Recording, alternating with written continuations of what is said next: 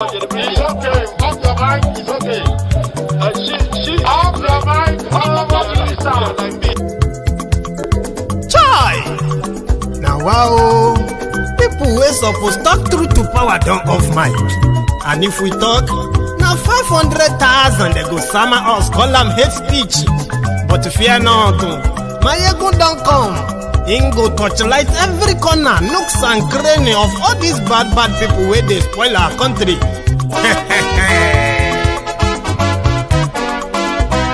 So my people make we laugh, yo. My ego don't come, yo. My people make we shout, yo. My ego don't come, yo. My ego don't come, man of the masses, yo. My ego don't come, yo. My ego politico, this one not the off in mind. Can in the touchlight every corner. Okay, some people be they holla say they want the power. Them be promise us say we go get light and power. Them hustle so they can't get the power. But now they know they do anything with the power. Every day, dollar just they get the higher power. Over naira, still them talk say make we off mind. But thank God say my ego don't come. So my people make you lie down, yo. My ego don't come, yo. My people make we shout down, yo. My ego don't come, yo. My ego don't come, man of the masses, yo. My ego don't come, yo. My ego don't politico, yo. My ego don't come, yo. This one not they off in mind, yo. My ego don't come, yo. Person where they do evil, no one make person talk. Them say that Mayegun, that man too they talk. He do they talk. Say Mayegun diary, he they hot like pepper. But every day then they take money in bulk. Poor man picking, they the street they hawk. Still them talk say make we no talk. But thank God say Mayegun don't come. So my people make you laugh, yo. Mayegun don't come, yo. My people make you shout, yo. Mayegun don't come, yo. Mayegun don't come, man of the masses, yo. Mayegun don't come, yo. Mayegun diary politico.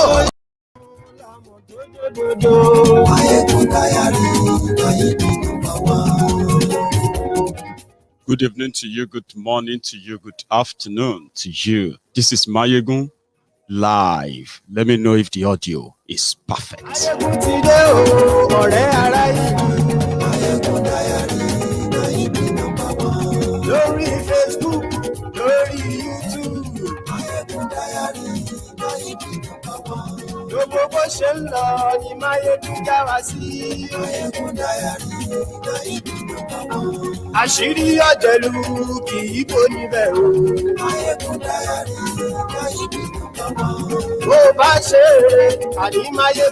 Thank you so much for joining me. Share the broadcast. Tell them your Mayegun is live.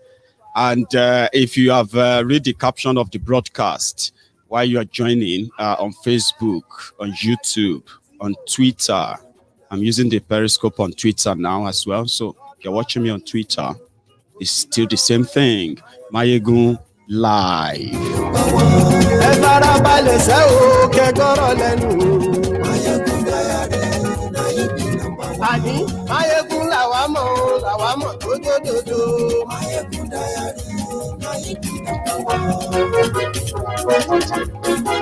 Share the broadcast. Invite your friends. Invite those who are not really your friends or friendly friends, right? Invite every one of them. The northern Miyetti Allah, they have gone mad again.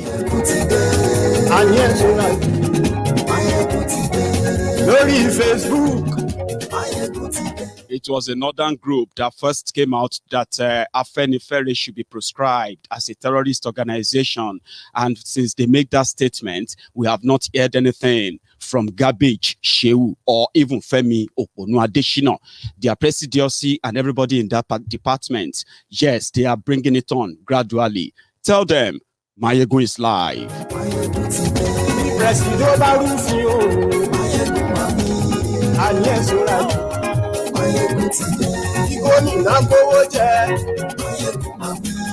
Àní ẹ̀sùn rájú. Ọlọ́pàá tí ń darí bá. Àní ẹ̀sùn rájú. Aṣòfin tí ń rúfin o. Àní ẹ̀sùn rájú. So the news came out today that the Miyetti Allah from northern Nigeria came out and they said the travail, the expose of Hushkyari, Abba the tailor, is being sponsored by the Southerners, and they pointedly accuse the Southern leaders.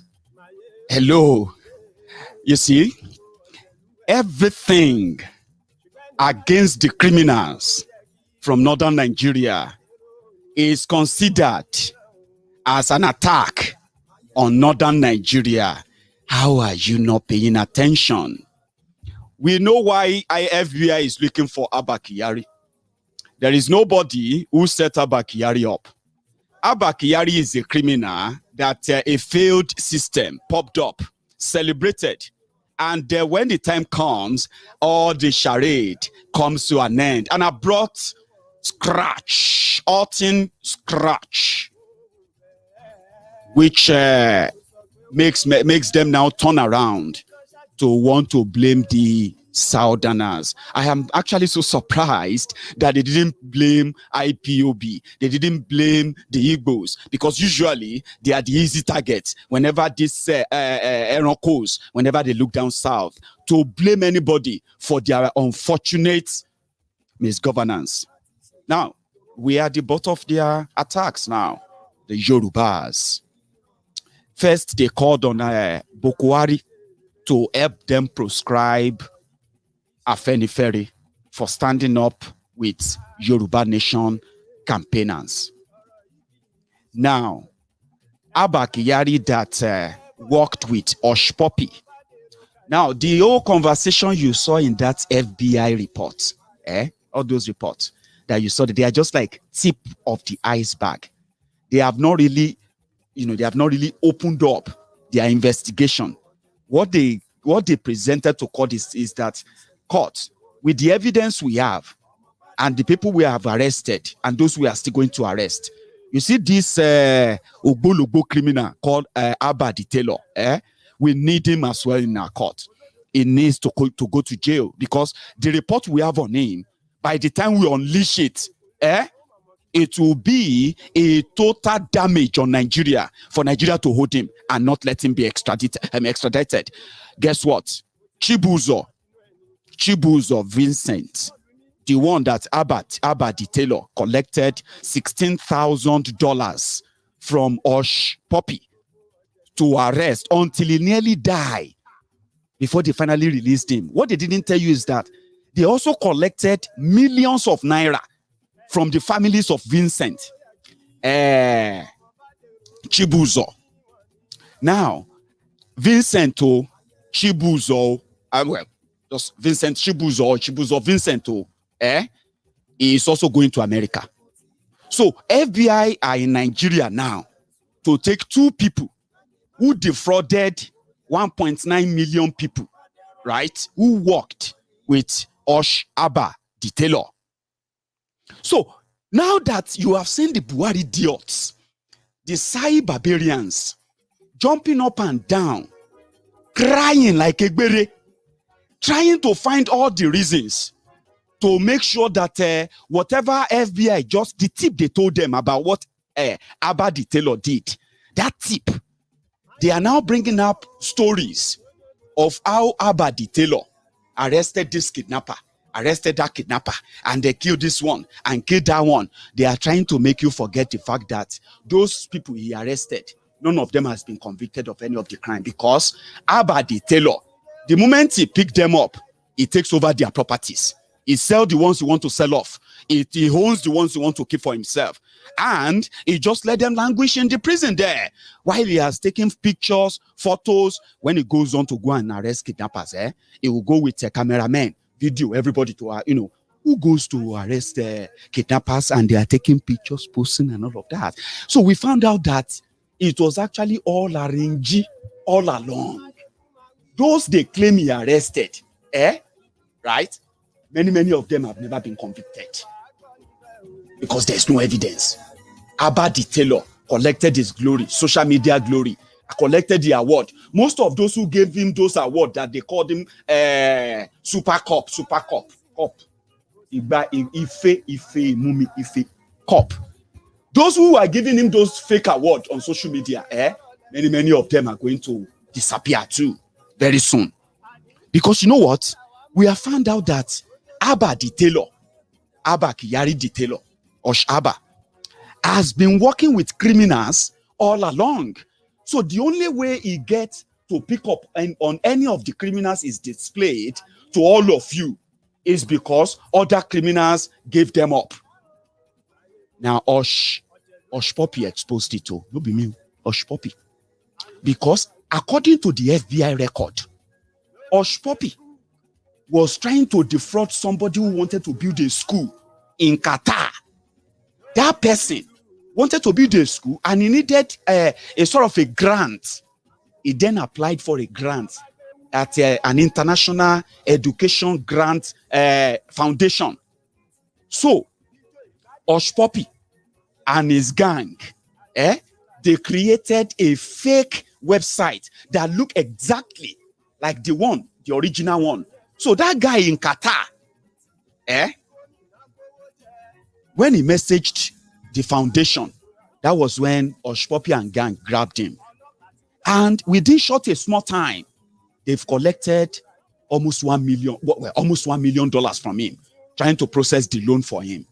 Then at some point, they said the money from what they collected from that guy, the money given to Chibuzo, was so small that Chibuzo decided to expose and divert the job to himself by telling the person in Qatar that Hushpopi is fake, that he shouldn't give him any money anymore. He's a fake, blah, blah, blah, blah. That means he wants to destroy the job. That was where your Abba, the tailor, came in. I don't know where the Southerners got involved in this. So that's how Abba, the tailor, came in. They called Abba and said, Abba, Vincent is in Lagos and he's about to spoil a job for me. That job supposed to pay me 500,000. But Vincent, don't divert him. I want you to use your police IRT team to arrest him. So, Abba now jumped up, picked up Vincent, so that they can put him away. No law, no nothing, no, put him away. So that Hushpopi can face the MAGA and finish the job. That was when Abba the tailor collected the first payment, $16,000, 8 million naira. No be Ankara money collected.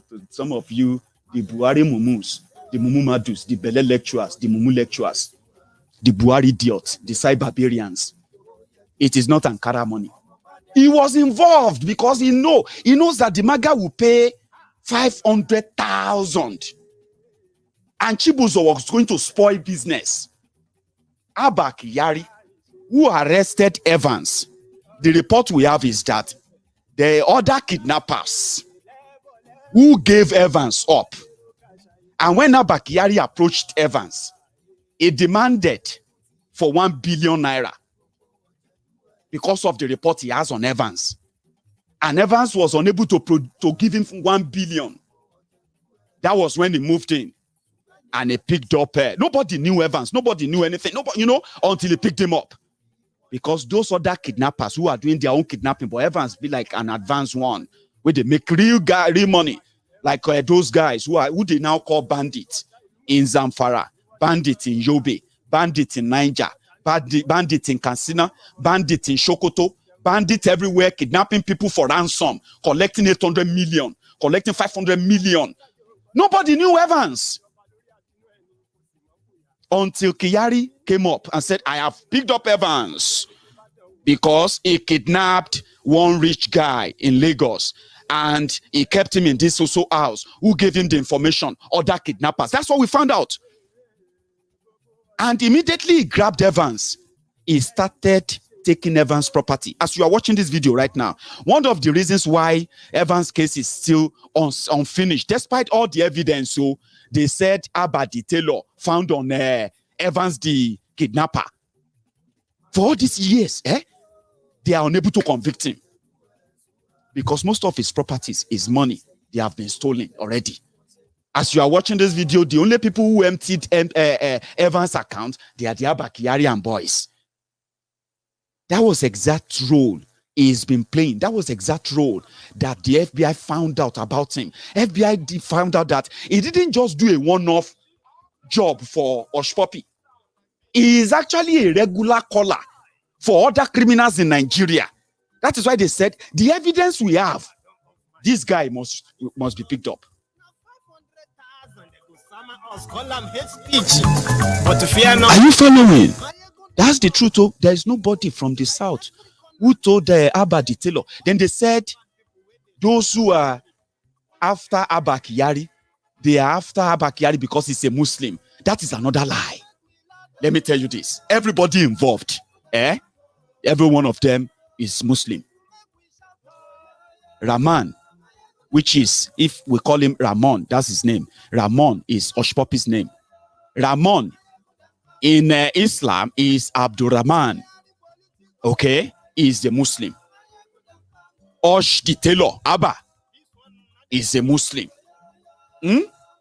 So, which simply means there is no one, and it was Hush Abba that met and did that job, dirty job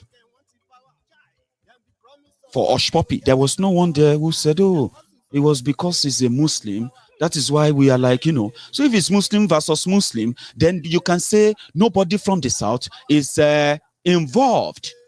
But that won't sell. They need to appeal to their base. They need to make their base believe that, yeah, it is these people. Look at how they are rejoicing.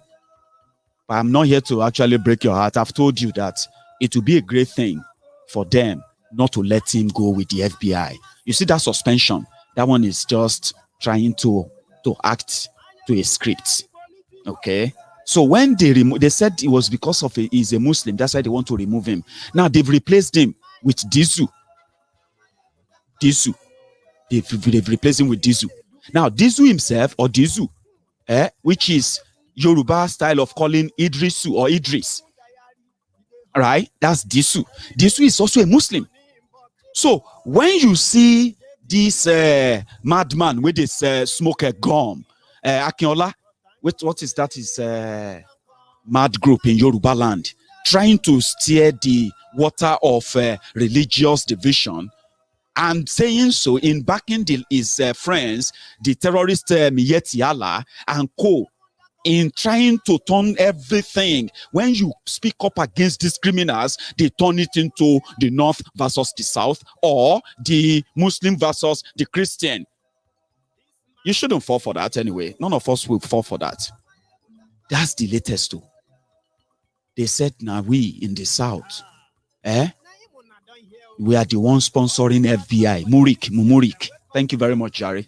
Daniel, Komolafe. Mumurik Akinola came out and he said, and everything about him is about Muslim versus Christian, this and that Christian, this and that. If you talk about the Fulani terrorists, he's going to tell you that it's because you are against the Islam, you're against this. He doesn't care about who killed or what is destroyed in Yoruba land. But we need to tell our people that nobody should continue to use your own religion, your faith, to blackmail you into accepting all the wrongs that those who are criminals hiding behind their faith, whatever they propagate. That's exactly what those Miyetti criminals represent. That's what those northern whatever group represent. That's why they could put a bounty on somebody who is asking that, listen, this is Nigeria, right? There is so much injustice, there's so much inequality, there's so much unfairness in the system. Everybody can, even the fear of the injustice is the reason why the Fulani oligarch who took over power in Nigeria, that's the reason why they are so scared now to even plan on succession, on how who they are going to hand over to, who is going to succeed them, because they believe that if the power should return to the South, right, the same inequality, the same unfairness, the same thing they meted on the rest of the country is exactly what the South are likely going to, met on them. So the fear of the injustice that everyone is so afraid to discuss is what prompted Mazi Nnamdi Kanu and the Biafrans to demand for a conversation to begin the process of a living Nigeria. That is the gentleman way of resolving any issue, disagreement, or any difference or any differences. Gentlemanly way. No violence, no guns, no killings, kidnappings, burning, arson, and the rest. But the same criminals who house criminals who are ready to pay, who are actually paying terrorists in the name of bandits, rehabilitating them, paying them off because they call them the repentant terrorists. The same animals are those who are putting bounty on those who said, let us discuss, we want to leave. Give us a referendum, let's discuss it. No fight, no nothing. So that everybody can develop according to their pace. That was what our own forebearers signed up for. We can go back to that, where nobody controls no one. You take care of yourself. We will take care of ourselves. And Miyetti Allah or no Miyetti or Miyetti, whatever they are, they will dare not make a statement about how we decide to rule ourselves in the South. That is a conversation that can be had. It's not something that should cause a war, but they have declared war. And every statement they make, they criminalize the position of the Southern Nigeria and the people of Southern Nigeria. And here we are. They are so bold about it. Yet, the same Southerners who are supposed to have leaders, and their leaders are pretty much like speaking in hushed tones and all of that, something they can say and stand by and stand firm and say, yes, we said it and we're going to do it. That's the irony of it all. Now they are now being blamed for somebody who collected millions and millions of naira from Hush Puppy. Somebody who went to Dubai paid for by Hush Puppy.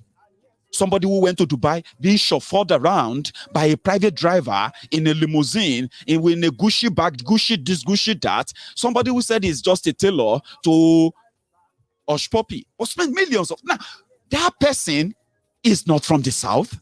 That person was never appointed by the South. The power the person wielded and all the abuses that came with it were never given to him by anybody from the South. It was given to him by those who said it was the best for the job. Here we are. Stories are popping up. His crimes are popping up. But they don't want us to talk about it. Rather, they want to blame you, blame me, and at the same time, continue to suspect us because they don't really trust us. Now, who is going to send him back? It's not going to be the courts. I just want you to know that tonight, okay?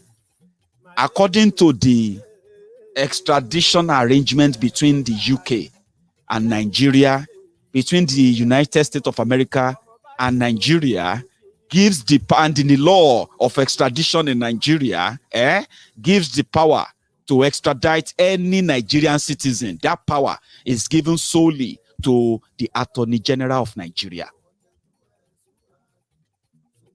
You can go to court to challenge his decision, right? And a court can just advise on that decision. But according to their law in Nigeria, not even the president, the person that will sign that somebody should be taken out is Malamu, Abubakar Malamu, the man that paid for the kidnapping of Mazi Nnamdi Kanu from Kenya. Right? The same man who never ever know anything about the rule of law, never believe in the law, that they gave him a senior advocate of nonsense for son. Yeah? That same guy is the guy that would just. And if you ask me, what do you think he's going to do?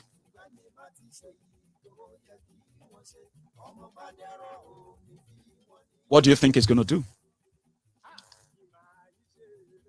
So you can just whatever your imagination is, right, is as good as possibly as mine. Yeah? Now, but that would be a good thing. Okay? Bokohari continued to pretend to be fighting corruption. Meanwhile, in the same Bokohari's government, in 6 years, I can give you accounts of those looted funds and the looters, whatever ones that comes to my mind, anyone that I can remember. Just to let you know that the world knows that he is a pretender. The world now knows that Bokohari's government is a terrorist government. The whole world is worried. Let me be honest to you, right? The whole world is worried of what will become of Nigeria if the old, what do you call it? This hemorrhaging of Nigeria continues unstopped. They are worried of what will become of Nigeria. The refugees are piling up.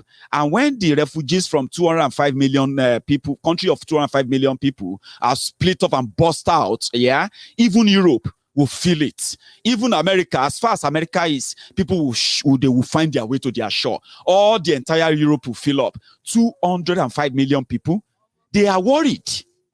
So they know the kind of government you have in Nigeria. All right? At the same time, they are waiting for what you and I have to do when the shove comes to push, or na push comes to shove, whatever it is, yeah? They know.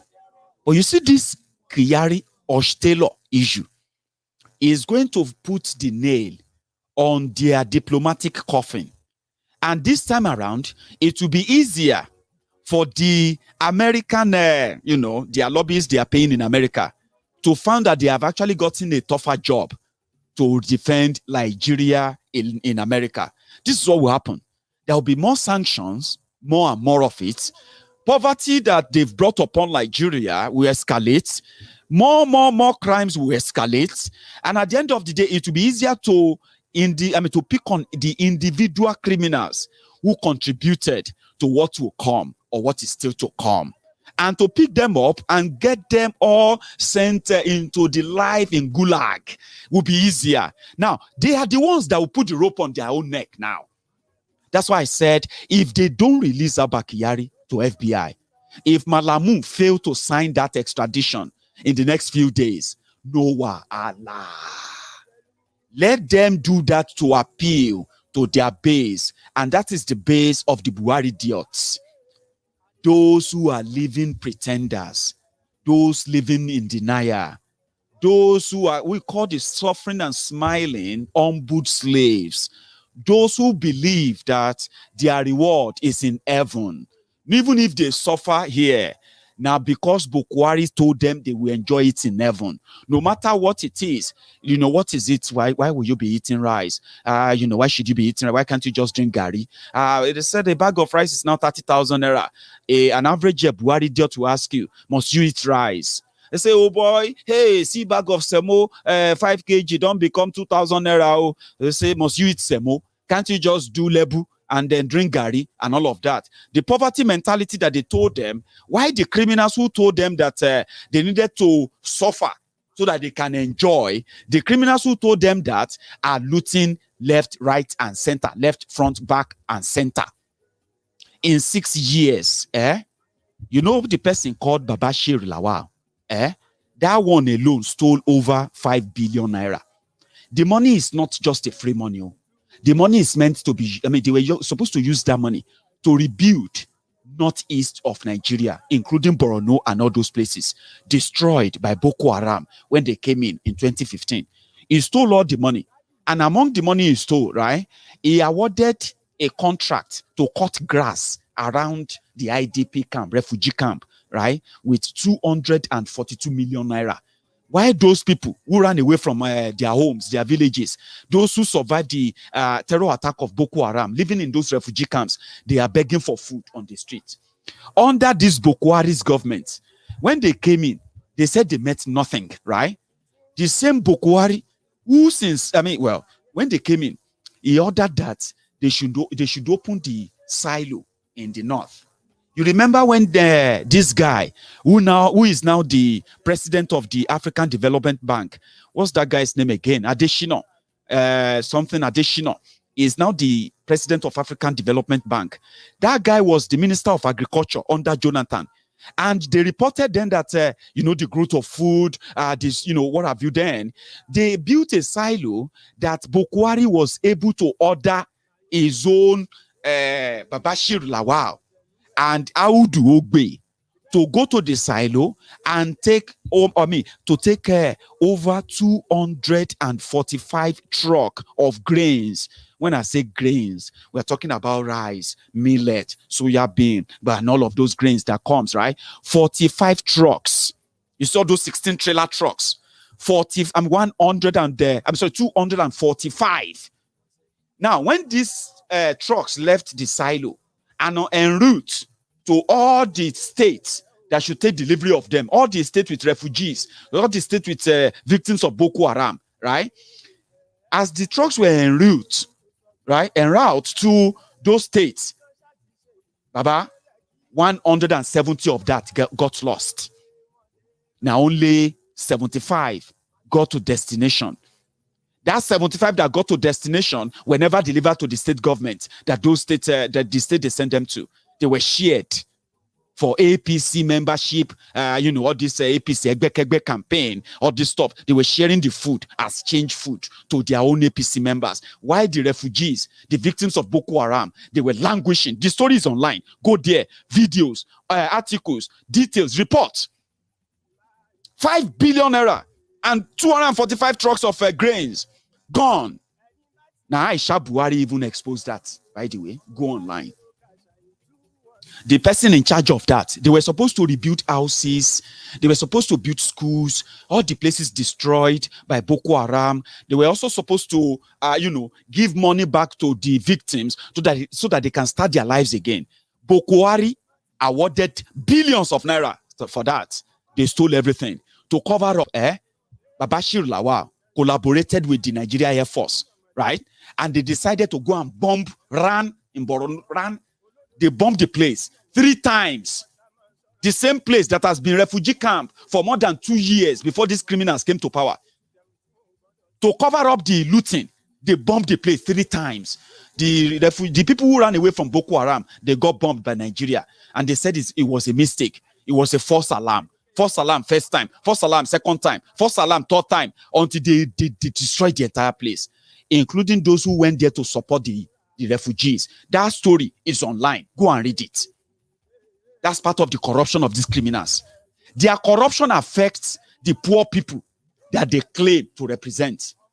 These criminals, but in 2019, after they promised and failed about creating jobs, about giving you unemployment allowance before you get job, after promising you that you get free education to university level, after promising you that they will feed your children 2 meals a day, 1 meal a day, after promising you then that they will ensure that all the looted fund will be returned back to you. After all those promises and fail, when they found out that over 20 million people have lost their jobs in 4 years, they brought about a scheme, a fraud.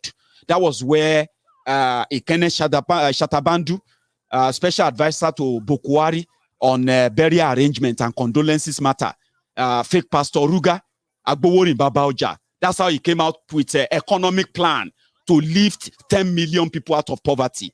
What was the economic plan? To start giving people 10,000 naira. 10,000 naira, which is 10 pounds or 15 pounds. So that they will give 10,000 to people to start businesses. Remember, they have already promoted poverty to the level that even when people are eating good food in Bokohari's Nigeria, they will be asking themselves, oh boy, should people no go they suspect me now? Say they enjoy. That's how bad it has become, that people then agreed that you may think you are okay. That's the poverty mentality. They said, you may think you are okay. You don't know what 10,000 can change in the life of a person.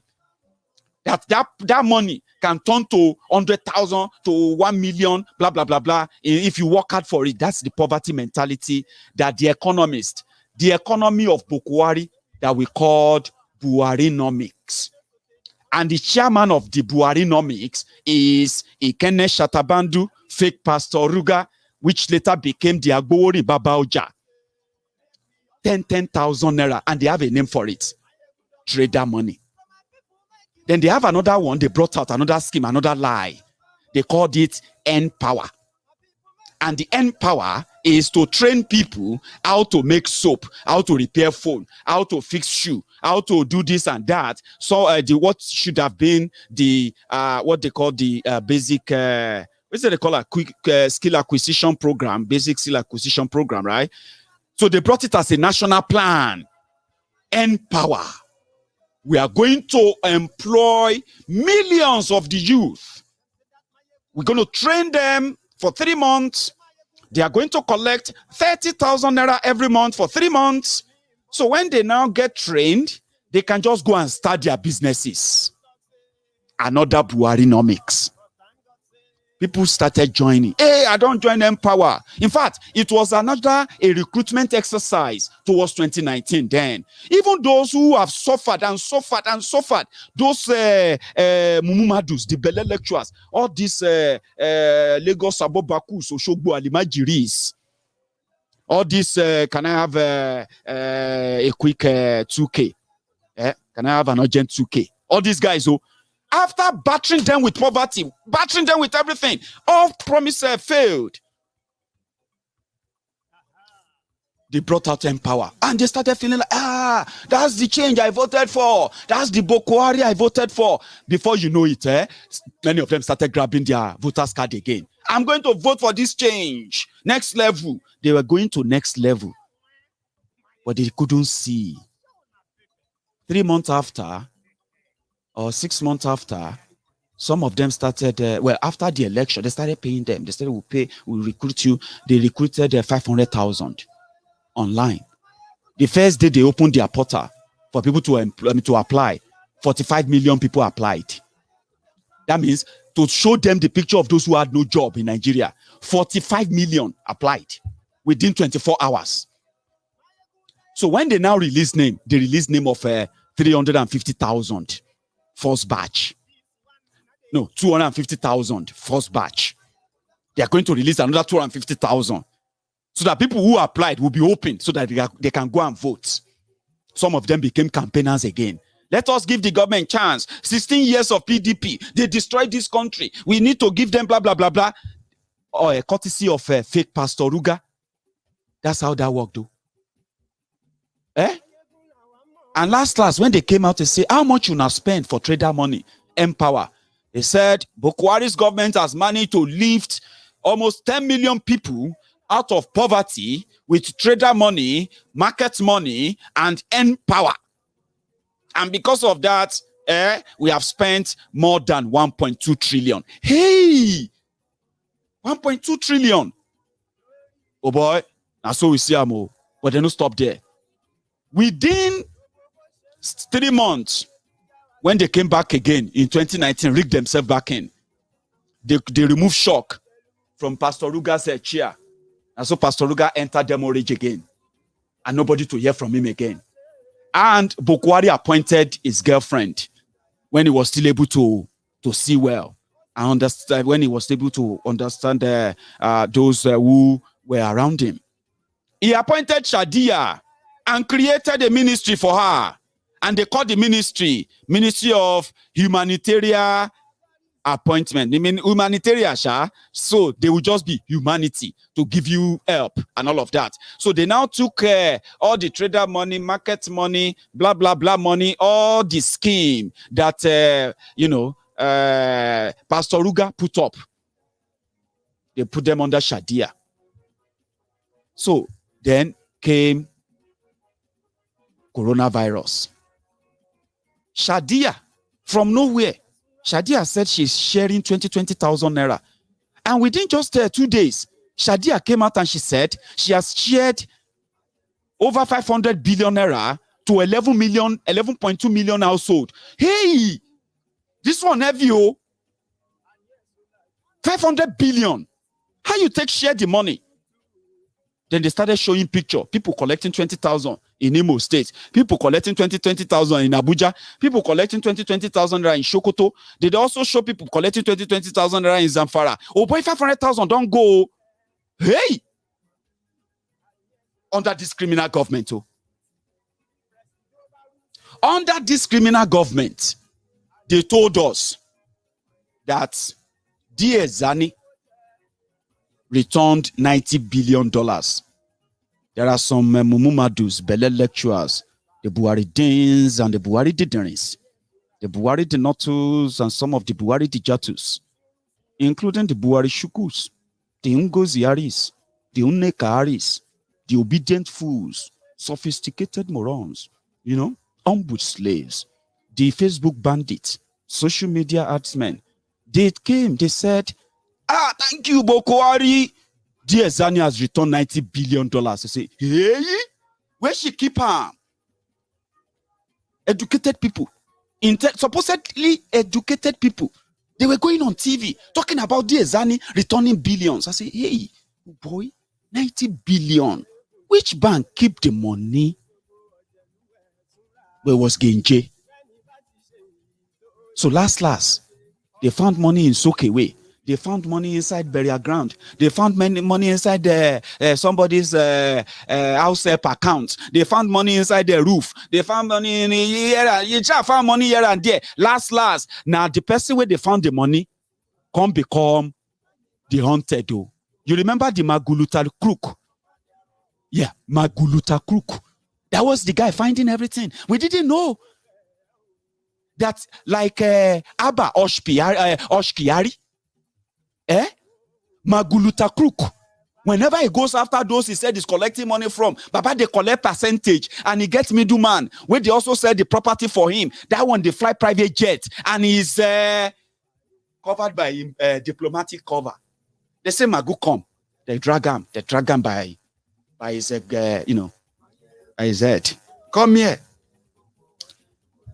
To sacrifice him, they said, we heard that we told you that you should be working on a Thiefnubu. Thiefnubu is doing everything to take over, and we can't let that happen. It's not possible. Your job is to go after Thiefnubu and everybody from that part who can try to pull a surprise inside the APC, Egbekegbe, Al-Qaeda People's Congress. That is your job, not to protect Thiefnubu. And he said, well, you were being promised that Thiefnubu is going to get you confirmed, Abi. That was how Malamu provoke. Say, come here. How much serve you say you don't collect? How much have you collected? How much money? Abacha Luto, this one Luto, Diazani Luto, all the things you said you sold for all of the, how much? Come and tell us. That was how Maguluta crook. Somebody like, it was being celebrated same way like this Hushkyari. Bunch of criminals who are using the state cover to hide their own criminal tendencies, and then they can flash every other thing to the camera. And you ask yourself, as much as they are arresting Yahoo, arresting kidnappers, arresting this, arresting that, how come the crime hasn't abate or stop? Because it's all rules, it's all lies. You are just being deceived like this. How much you collected? Enough you talk. You get account, they do well, that's enough. They know that they've looted the money. They've shared the money themselves among them. So they knew that. But they wanted him replaced. They want somebody who can do the job they want to do on Thiefnubu. And they kicked him out.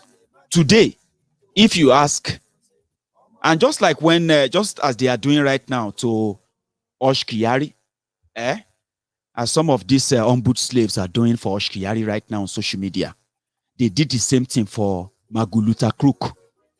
They started telling us how he recovered, how he arrested, how he jailed. They say, come on, shut up. In Yoruba land, they say, if you see a thief is a thief. Even if he's dressed in a gold loin, even if he's driving a gold-plated Rolls Royce. Baba, a thief, not thief. And as you have it, Nigeria is a crime scene. That's just about Magu. And like I said, I can give you more and more of these criminals that have had their own little diplomatic cover under the Bokohari's pretentious government. So if they refuse, if Malamu fail to sign the extradition paper for Kyari before the end of this week, my brothers and sisters, now good thing. It doesn't really matter. It will help your case. It will help my case. It will help everybody's case against the criminal government in Nigeria, their collaborators, their their sponsor and everything. Just today, we got the news that they have names of 400 people who are sponsoring terrorism in Nigeria, and the names are with Malamu.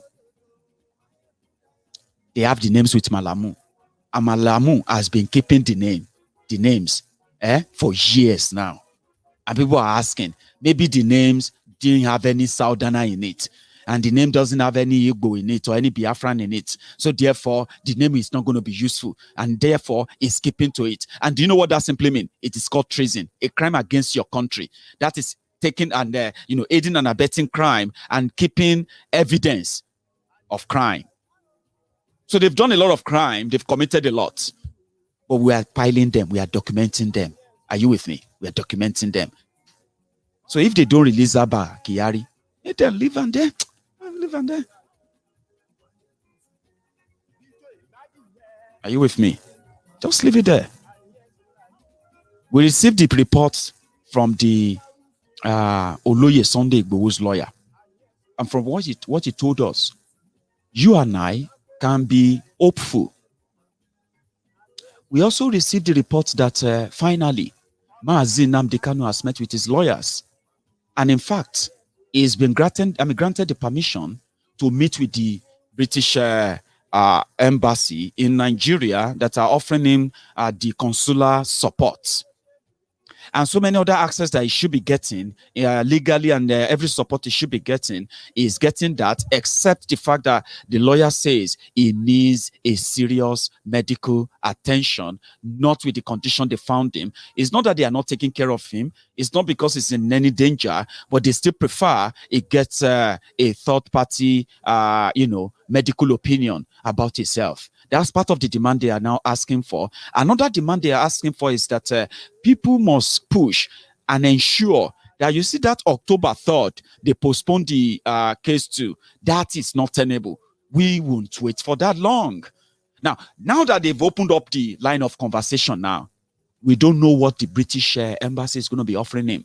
We don't know the terms of their involvement this time. They have been accused of doing doing less or nothing so far. But they seems to have breached the door that was shut against them by DSS before now. So now we can get to know more interesting things that are going to happen in the coming days and weeks.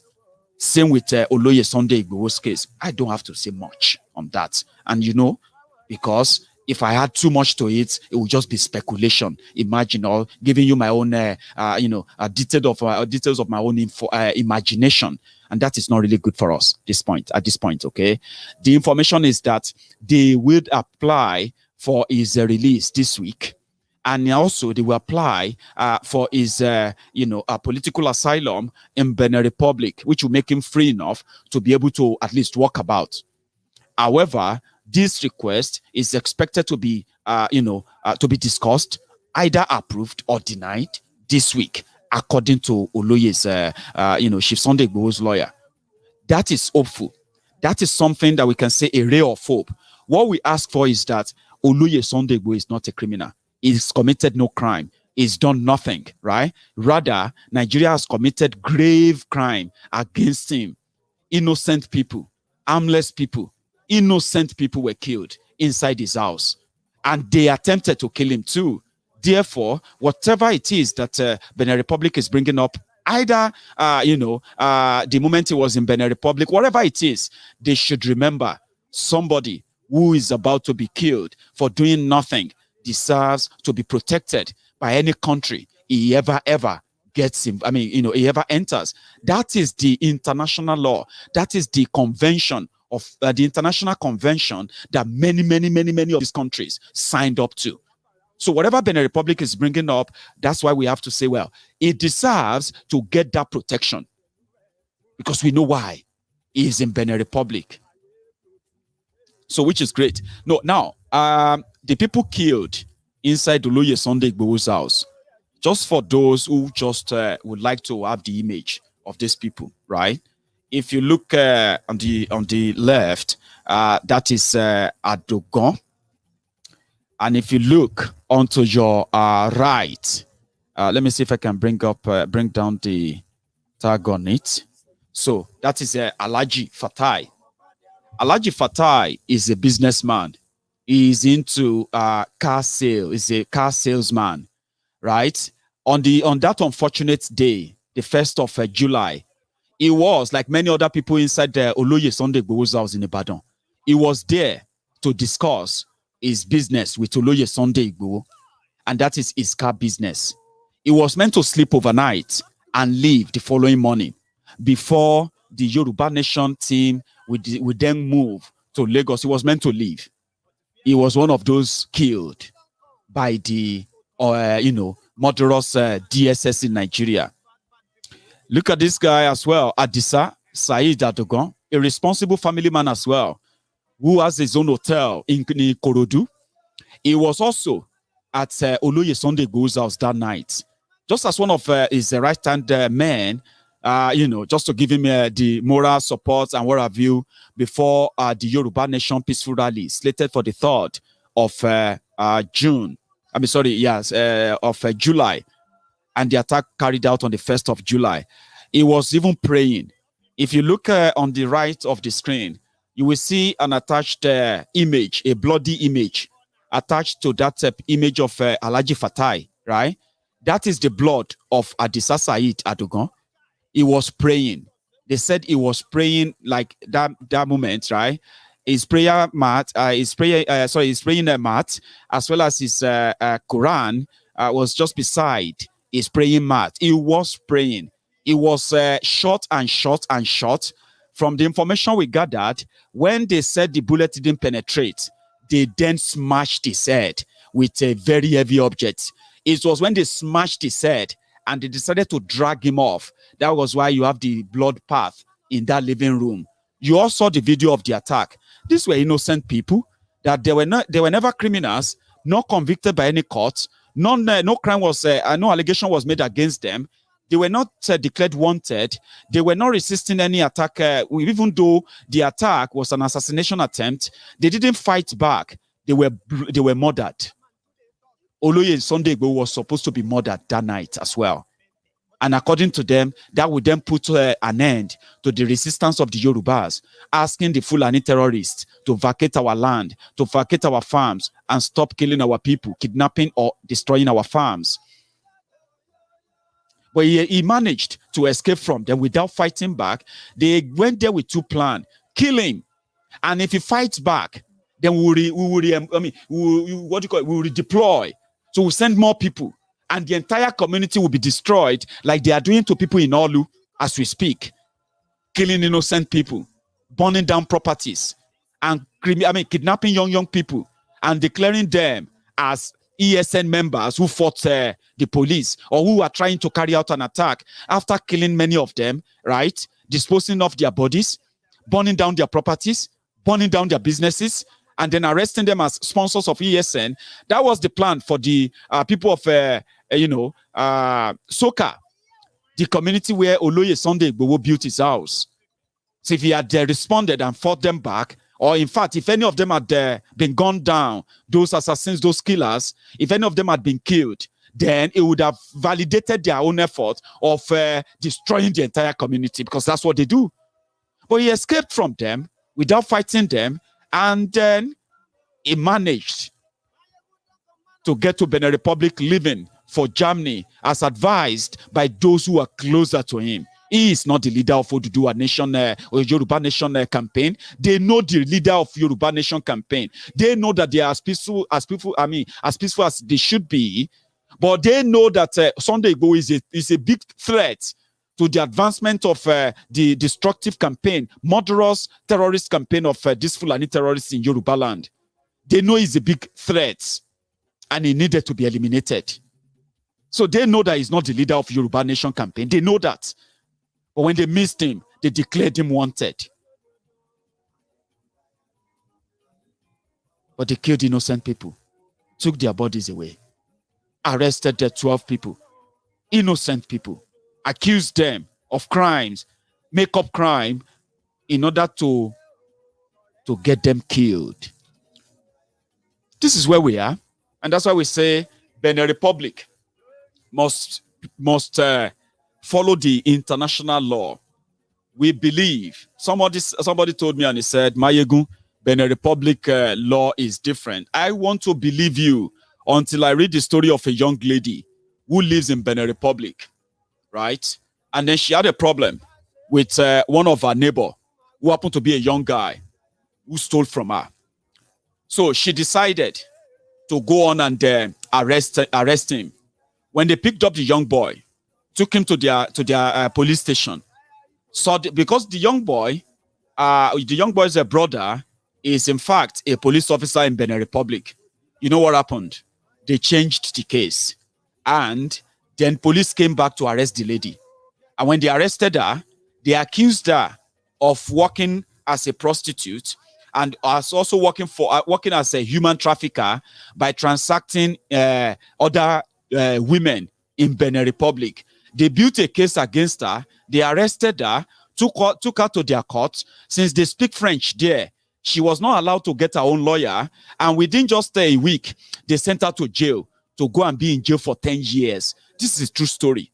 And the lady is still in jail in Benin Republic as you are watching this video right now.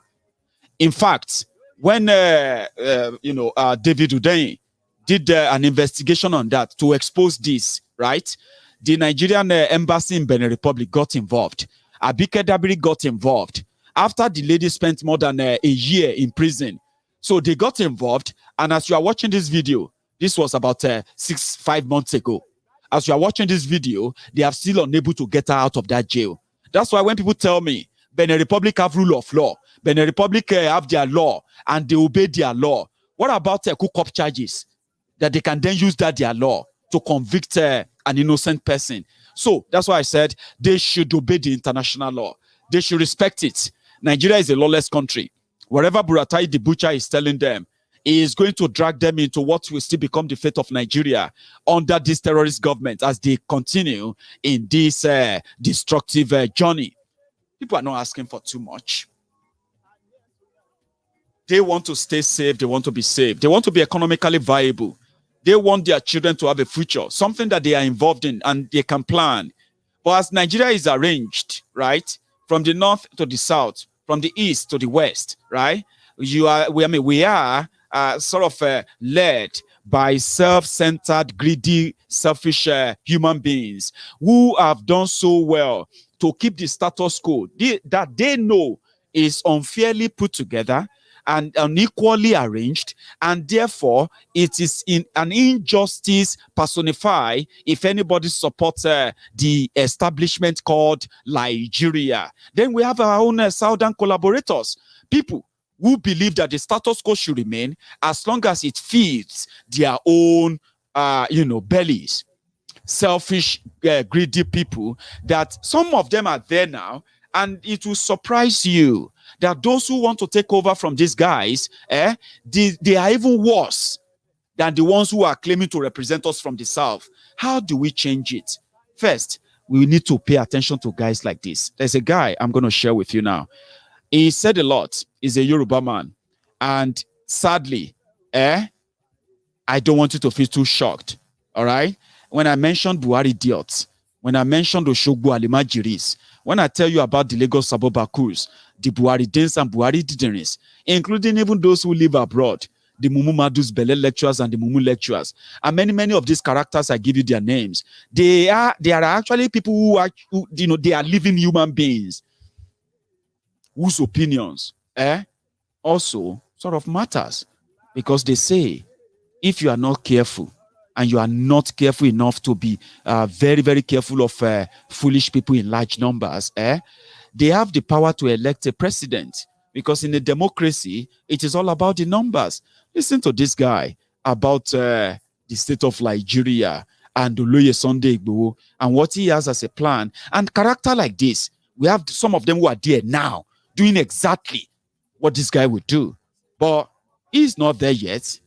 And this is what his own plan is. If you look at the occurrences of the last 2 to 3 weeks, the president has been very firm on his decision on this. Before, he was handling them with kids gov because we are in a democracy. There are a lot of factors that govern in democracy. It's not just about presidency. The other arms of government can checkmate the president from taking a lot of actions. So I think that is what played out. But I'm sure President Muhammadu Buhari is up to the task to take care of the situation. Look at what happened last week in Kaduna State, Zamfara State, and his own state, Katsina State. There was a lot of bombardment, and they were eliminated in hundreds. But you see, his cabinet needs to be well managed. In so far as actions are being taken, there should be a well-managed system of communication with the people. Between federal government and Chief Sunday igboho is about Constitution of the Federal Republic. I tried to be in the Senate for 12 years. These are things that we had seen whilst working and having appointment with the federal government way back then, and I resigned to come into politics. It's not about prophecy or anything. It is about thoughtfulness and proactiveness. You have to have vision if you want to serve your country. This has been on since we took democracy. People are very apathetical to what is going on in Nigeria. Sunday igboho is just an example of lost values. Sunday igboho cannot tell us Yorubas, me for instance, how to move in Nigeria when I love this country so much. How can you tell us that we should destroy Nigeria and become Yoruba Nation? For what? When some of us are working so hard to ensure that the unity stands. My best friend is a Fulani man. My best friend. And it's virtue of a federal government college. It doesn't mean that few bad eggs destroys the whole. I love President Muhammadu Buhari. He's a Fulani man. He's my president. I love him like my brother. So why would I want to tell him to go?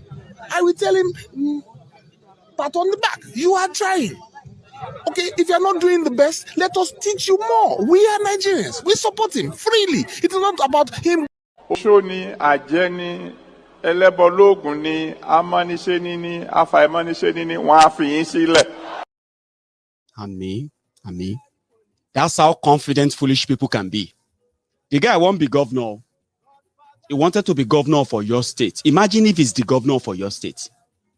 It will just be the hopeless Uzodinjo of the Supreme Court governor of Imo State. You see, there's something about foolish people. They are always very confident. Do you see how he's trying to make a sense out of nothing? Nothing substantial said other than, I love this country. My best friend is a Fulani. His best friend is a Fulani. So if he has his own country, does that mean that he can't still have a best friend who is a Fulani? I'm a Yoruba man. Can I not have a friend who is a best friend who is Scottish? Can I not have a friend who my best friend to be American? I love it. He became a unity beggar. That's one thing about foolish people. They are very confident. While intelligent people are always in doubt. You see, intelligent people will be like, they will think about something, and then they will be like, what if? They will think about the pros, the cons. When they weigh the cons and the pros, they are like, they will be in doubt. But you see foolish people. If you tell foolish people that, you see this white handkerchief, this handkerchief, this white, what have you? It's not so white, but as you see it now, it's actually black. Close your eyes. What do you see? I see black. When you open your eyes, you're going to see white. But what do you see? White, black. Until you will say, wait. It's like I'm seeing black. Oh. It's true. Then the foolish person will go out and say, listen. Some of you don't know what you are talking about. Professor this did the research, and you see, yes, it looks like white. But listen, we should just all try and support Professor Bokohari. You see, it's not just white. What if there is black under, and some of you may not see it? But listen, we should just know that, you see, it's not always black. Say, but Baba, this one are white now. I understand. I'm not saying it's not white. I'm just saying if you think again, like if you look at it from another way, right? Like, you see, are you saying the professor that told us that? I say, Baba, why are you stressing yourself? This thing now white. Why are you stressing yourself? Until you will be tired, because foolish people are so confident. They will start telling you, what about the one that was posted by Apostle Paul? Say that one too is white. I said, Baba, that one are black. I said, that's what I'm saying. It can be black too. I said, Baba, no confuse us. This thing now black. We are talking about this one now white. That's how much I studied the foolish people. And intelligent people are always like, you see, if an intelligent person says, can't we just all use our phones and register to vote?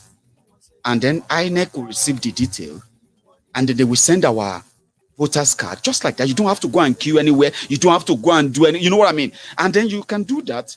Just as simple. Why can't we do that? We have a fingerprint on our phones, biometric. Some of you who use smartphones.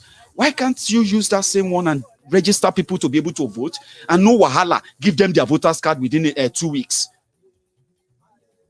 Intelligent person will be like, but what if there is no internet in some areas? What are we going to try and do?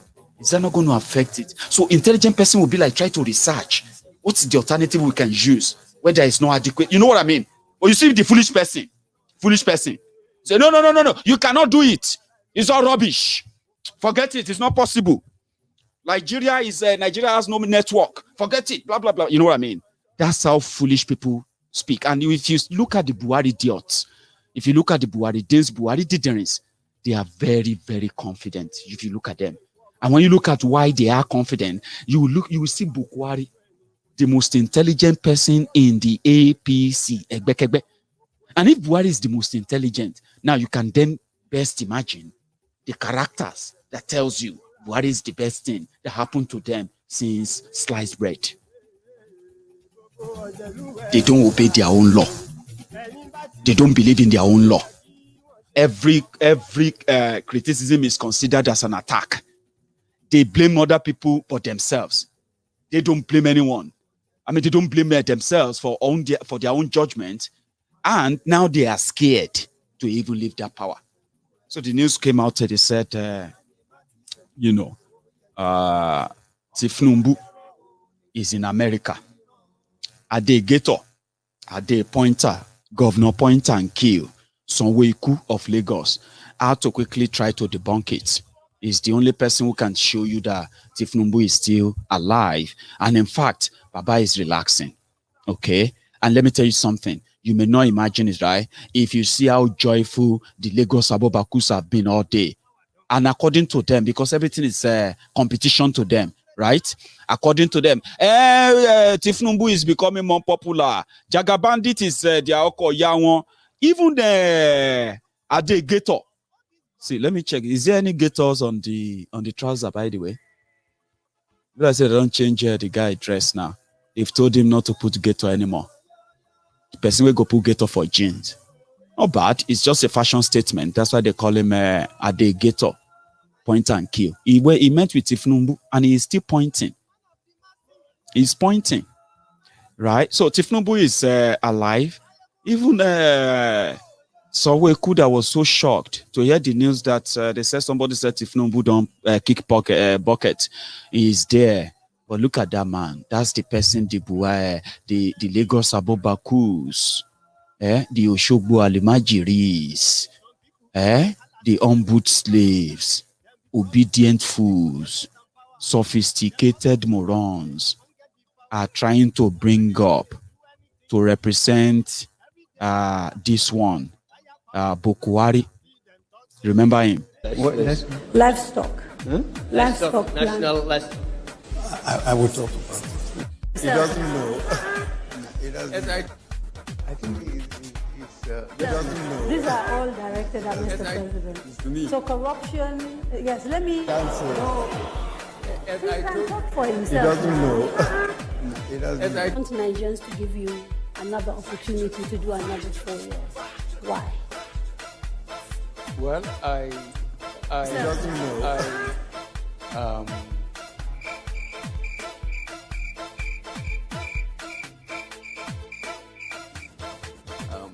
I think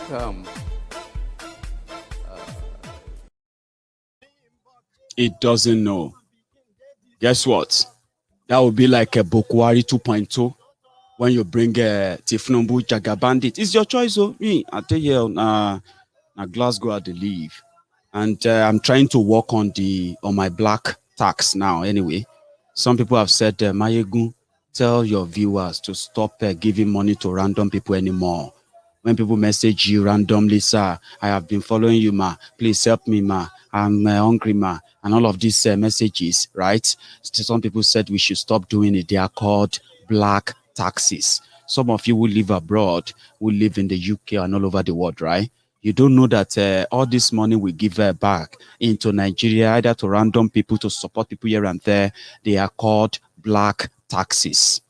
After paying all the taxes from what you earn, from where you live, you still have to pay the Nigerian taxes to family members, to friends, relatives, this, that, and those who have now joined the Urgent 2K gang on social media, Urgent 5K gang on social media. So these people are called black taxes.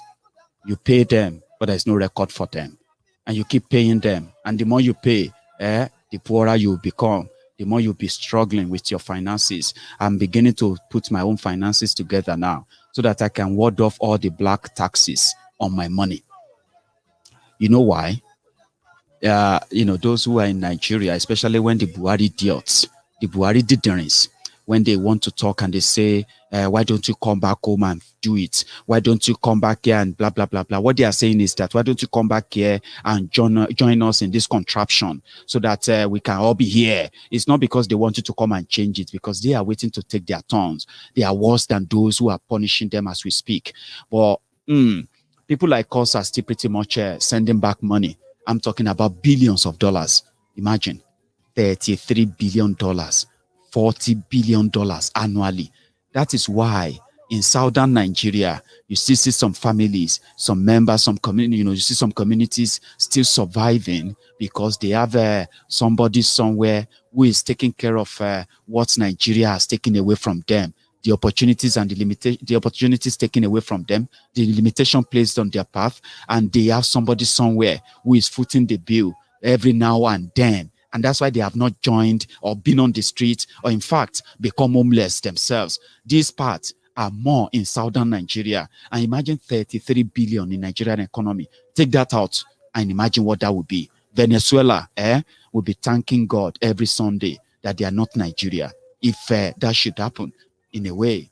Now, those of us who are not living in Nigeria, I am not interested in Nigerian politics. But if you ask me about politics, as Mayegun General, of Mayegun's Diary Politico, I am 100% interested in Yoruba politics, the politics of representation, the politics that gives control to the Yorubas in Yoruba land. That is something that people like us, will indeed support, come back home, promote and support and develop our land, not when Yoruba land is still part of Nigeria, an arrangement that makes us a beggarly people, and a beggarly arrangement that turned us to beggars every month, looking for allocation every month, or borrowers, people who borrow the future of their generation, of their children. You know what I mean? So that is why many of us, apart from making monetary contribution to that economy in Nigeria, directly and indirectly, to keep your economy floating, managing a bit to what it is right now, while your criminal politicians are looting the money,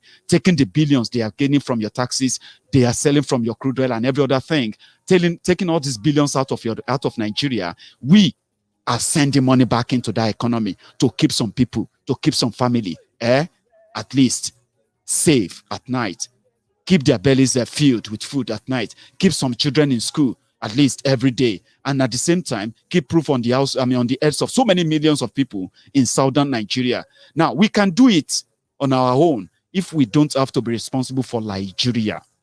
How? That is why many of us are interested in discussing the referendum, discussing, an autonomy, a breakaway autonomy that will involve the people, where people will decide if they want to live or not. We all know that it is a universal right when people want to decide. Self-determination is a universal right, except when it gets to Nigeria or it gets to any part of Africa. As you have it, it turns to war, where millions of people are massacred and killed just to keep an unholy alliance together.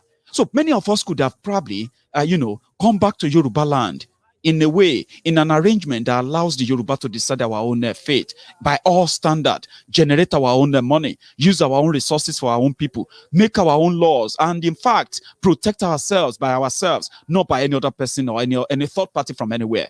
You get what I mean? People like us would have returned, promote Yoruba and all that. How? If Nigeria was to be a country, do you know that it won't be a hard thing to set up a Yoruba nationalist party?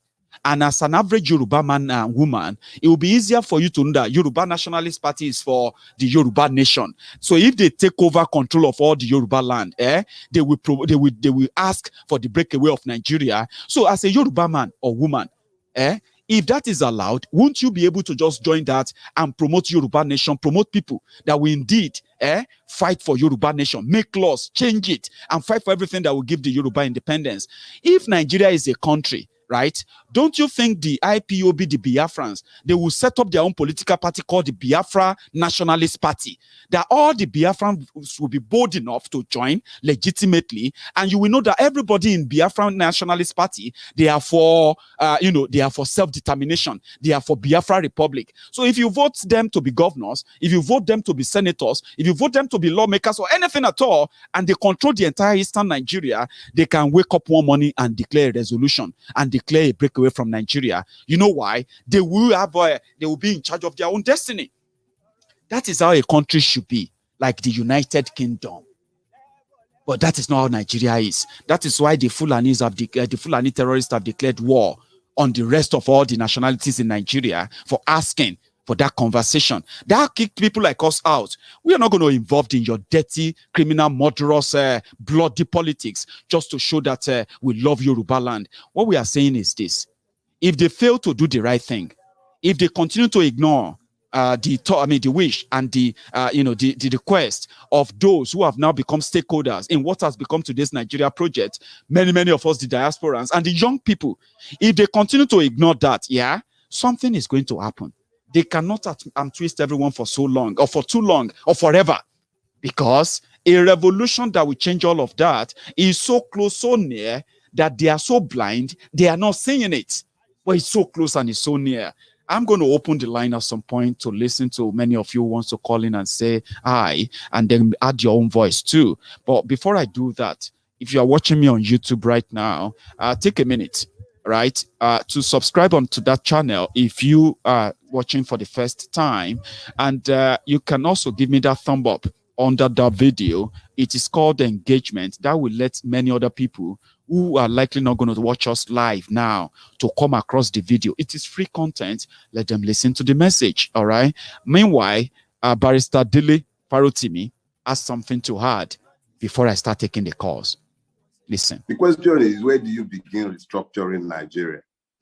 But the truth is, we might have even missed the restructuring train if we are not careful.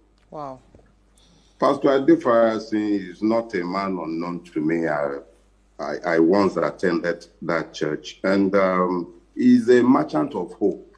Like all pastors, they deal in hope. Christianity itself is about hope. But when you hear one of the most hopeful merchants of the gospel in Nigeria begin to speak of a plan B, you then realize just how hopeless our situation has become. That is on one hand. And then you hear the asininity of some people who should know better, imagining that a change of personnel might possibly save Nigeria.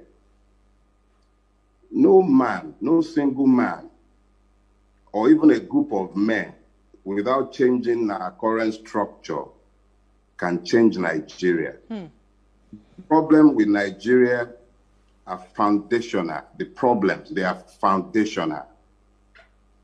We are not citizens in our own country. We've talked about this before. But the most dangerous part of our situation is that we are not a country governed by laws.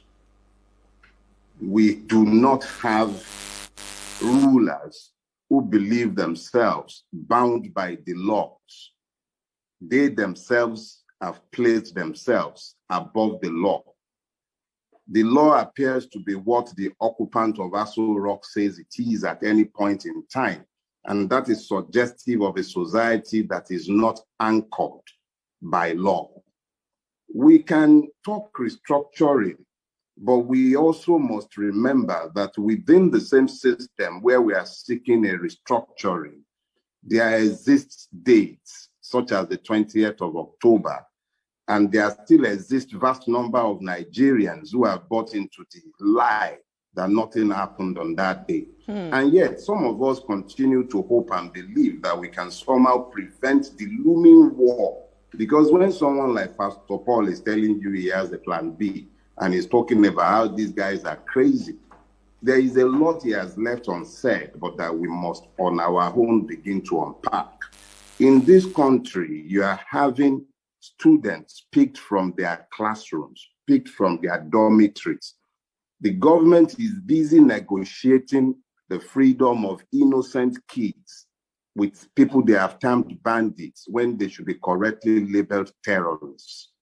But in Imo State, the army is proud to advertise the number of IPOB people whom it had tagged terrorists. And we are all in the same country. Look, the matter of Nigeria structuring is just a byword for me now. It's a byword for as best as we can, a turnaround. Nigeria is going to end up either in a war or it would have to find a peaceful path through a revolution. A revolution simply means a turnaround. It means turnaround. If the path you are taking is unsustainable, it becomes inevitable that anyone with a modicum of brain in their head ought to understand the urgent need to turn around.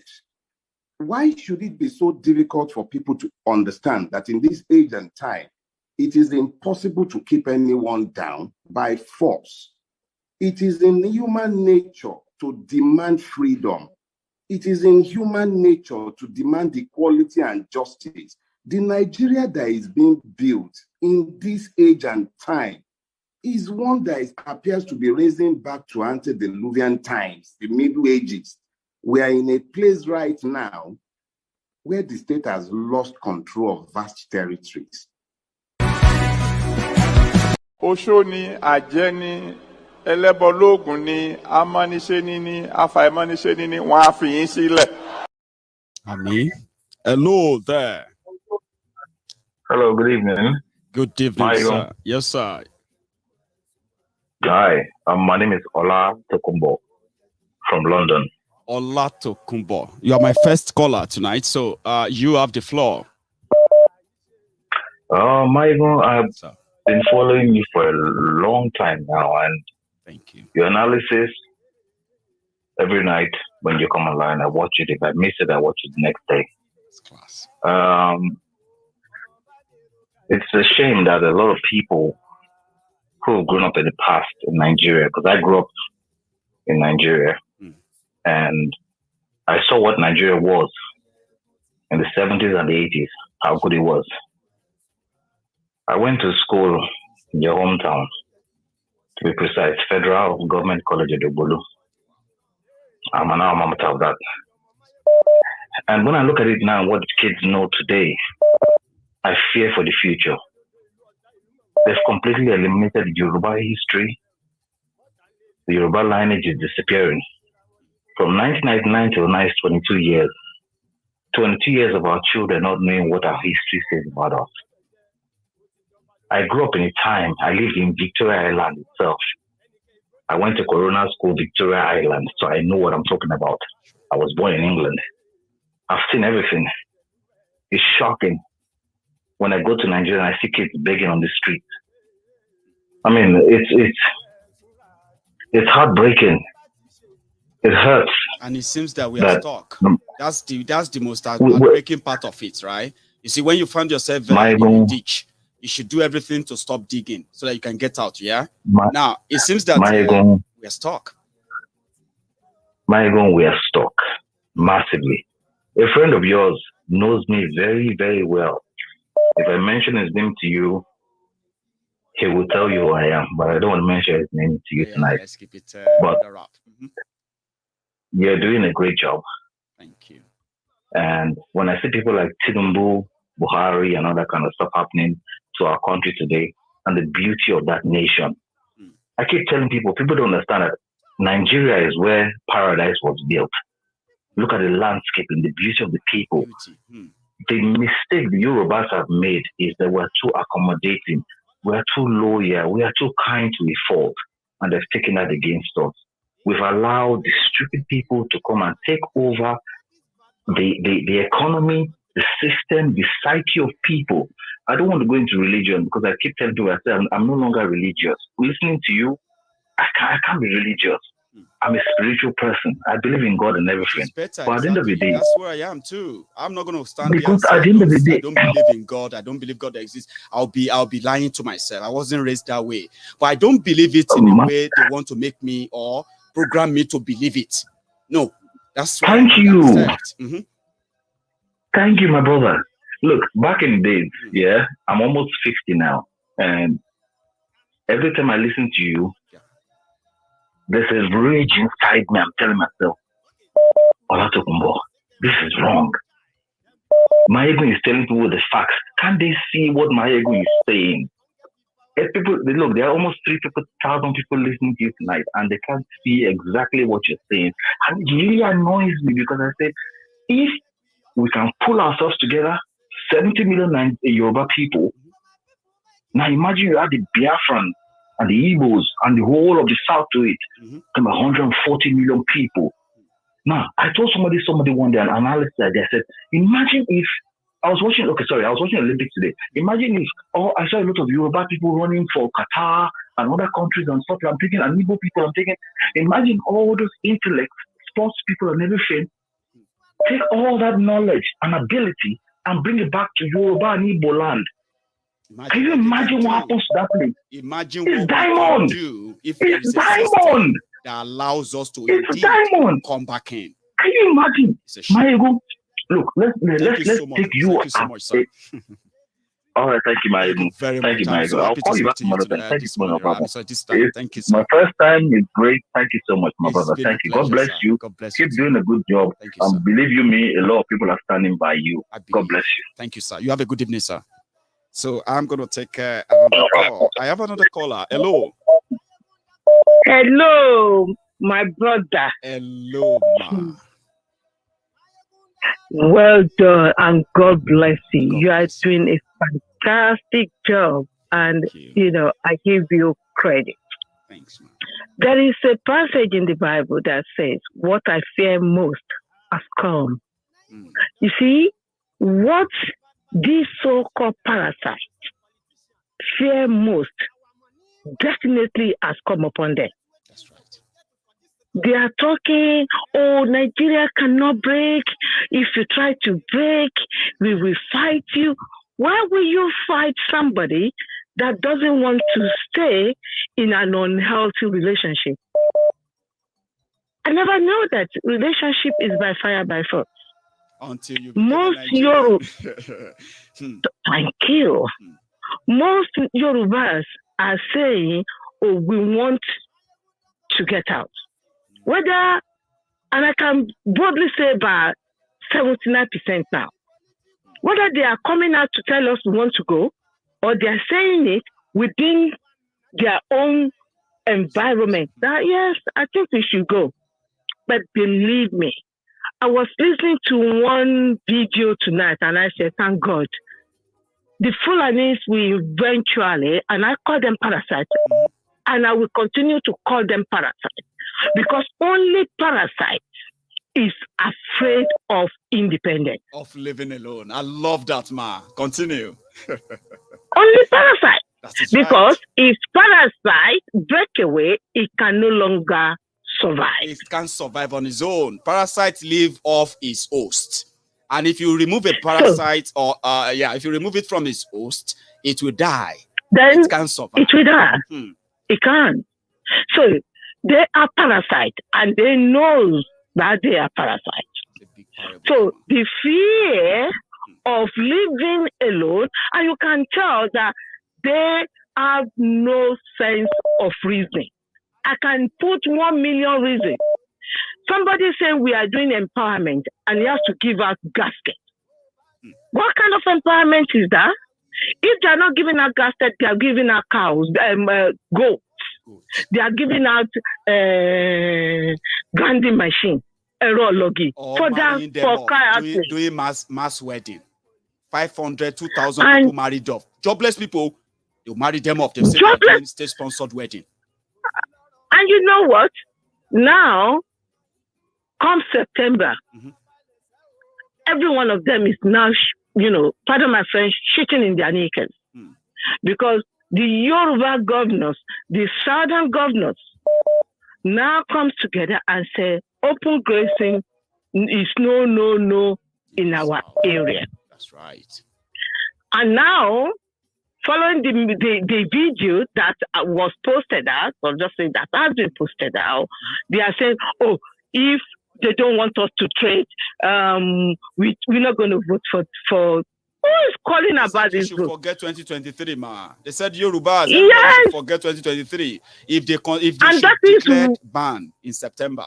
And I tell you one thing, and that is where the easy breakup will come. Thank you. They will help us. You just need to look at it deeply, because, like I normally said, they are going to be the one to help break the country. That is right. Whether we want to accept it or not, the Fulanis will end up breaking the country easily. By the time you know it, 2023, mark my word. Put it down and put today's date. I am 100% sure they will continue. If they continue this way, they are making the job of breaking up of Nigeria easier than many people can imagine. People don't know. That's it. Thank you so much, man. Let me take another call tonight. It's been a pleasure hearing from you, ma. Again, you have a good evening. God bless you. And you too, ma. Amen. Thank you, ma. So I have another caller. Hello there. Hello, sir. Hello, my good. How are you? Oh, I'm very well. How are you? This is Ade calling from Dublin. Ade from Dublin. Oh, I think this will be the second time, is it? Yes. I remember. How are you tonight, sir? I'm great. And how are you tonight? I'm very well. Thanks for asking. So, you are live. You do a very, very good job. Thank you, sir. And every time I watch you, I've been watching you for the last few months. And I follow all your programs. Thank you. And I really appreciate your effort. Thank you. Keep it up. I will. You're doing a very, very great job. Thank you. Myself, I'm trying to organize some rally here in Ireland. Okay. And I think I send you a message on your WhatsApp number. Okay. If other people are calling from Dublin, you can give them my number, because we want to support you. We want to have, Ireland is not as big as Scotland, where we have so many Nigerian or Yoruba in the mass population as they are in UK. Okay. So we're trying to rally around people to stand up for their rights. Great. So, and it's been a great, great pleasure to know you doing this job you're doing. And I really appreciate your effort. Thank you so much, sir. You know what we're going to do, sir? Once you have a date for that, that rally and what you are organizing, okay? I'm going to try and read the message you sent to me, all right? So once you have a date sorted, I can even, I'll be honored to have you on, possibly bring you on the show to, so that we can let people know who to speak to about the Dublin, rally and all that. It will be a pleasure, sir. that would be a great job for us if we can do that. I will do it. It's been about okay with it. I know how busy you are. The last time you were doing a conference call, I feel like jumping into the tele. No, just to be part of. All right, sir. I'm going to give it a follow-up, okay? You will do me a favor, sir. All right, sir. I have seen the picture, or let me say the profile picture of your WhatsApp, okay? Please help me send that message again and just say, Mayegun, this is out there from Dublin. I will know it's you, and I will give it a follow-up, sir. Please, that will be my Christmas present. Come early. It will be mine too. I mean, whatever we can do. People built this platform, sir. Support here and there. Made this platform what it is. If we can use it to promote what everybody is doing, every little effort from all over the world. If we can't tell the whole world about it, who will help us tell them? Thank you. Thank you so much. That is the reason why we're doing your program, and we know about 3,000 online. Every time, whenever we are lucky. I know. I'm telling you, I know. It is a great pleasure to have you and to talk to you tonight. It's been very. Likewise. So I'm going to send you another message. I'm going to look it up after the show. Thank you, sir. Please. Thank you so much for calling in. Okay. You have a good evening, sir. And you too. So I have another caller. We have about 24 minutes to go. So we have to manage our time as much as we can, okay? Don't call video call. Some people are making video calls. Hello there. Hello, Mayegun. Good evening, sir. Hello, Tema. Good evening. How are you? I'm okay. This is Odubia. That's amazing, sir. Yeah. You are live. Yeah. Yes. I've tried to call in the previous shows. First of all, to thank Julie for the wonderful job that she did in organizing the rally. Amazing lady. So I'm using this platform to really appreciate her effort. She's really doing fantastically well. To contribute a little bit on tonight's show. I don't know. I'm beginning to nurse this concern about the fact that it's as if Britain, it's as if they are in on this whole issue, because I don't see the reason why the mainstream media are not, picking up things that are happening. Yeah, so it baffles me. And for the fact that with all the things that is going on and all of that, people like Boris Johnson can gladly welcome a terrorist like Buhari in his country. So I really don't know, what is going on. I just wish that things could just, be done differently so that all these things will be resolved, because a lot is going on and it is really it's not funny at all the way things are going. I just want to also say, come again? Yes. And just to cap it off, to say once again, I know we have been saying it over and over again that you are doing a fantastic job. And again, there is one guy, Emeka. So I don't know whether it was the one that did the video where he was talking about the fact that Nigerians are so engrossed in religions, whatever. He has been calling in lately and he has been making some fantastic contributions. The last time he called, and I wanted to also call in to chip in one or two things to what he has said, he mentioned something. And that is something that you seem not to understand, that Mayegun, you are not just for the Oduduwas anymore. You are both for the Oduduwas and the Biafras. So I was trying to call in to say, see, don't just play Oduduwas anthem, but also try and play that of the Biafra, because we owe you now, Biafra to Oduduwa. I know. You change your name to Odu Biafra, So Odu Biafra. So I understand. I've always been part of it from the word go, and I get that. Have you listened to the Biafra anthem on Mayegun's Diary yet at all? Yes, I was yesterday. You played it yesterday, and I was so happy. Great. I'm so happy. Well done, my dear. Thank you, man. Yeah. So we'll continue to do a lot. Thank you. Yeah, we'll continue to do a lot to ensure that every harmony, every unity we've built, every trust we've built, we build them and keep them on a very solid trust and factual foundation, not any fallacy or conspiracy or whatever. Well, thank you, by the way, for calling in tonight. Thank you so much, my well done. You have a good night. Okay. So I have another caller. Hello. Oh, hang on, sir. One sec. I don't know. Can you hear me? What's going on? I'm trying to bring you on. Hang on. No, don't worry. You are connected. I'm just trying to connect you to the. I don't know why that's changing. Sorry. For some reason, it's not letting you get onto the main mic. For some reason.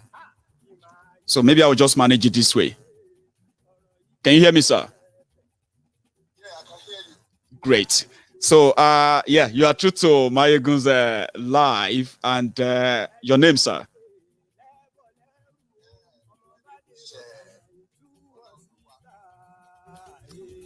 Great, sir. Amazing. Now you are live, sir.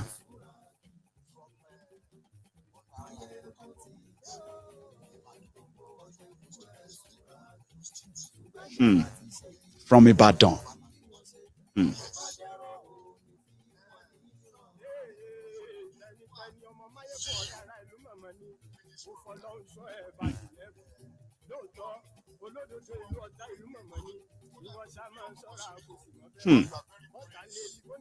Thank you, sir.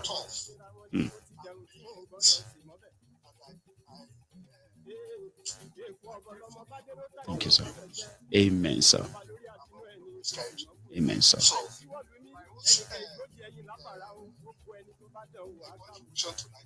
Yes, sir.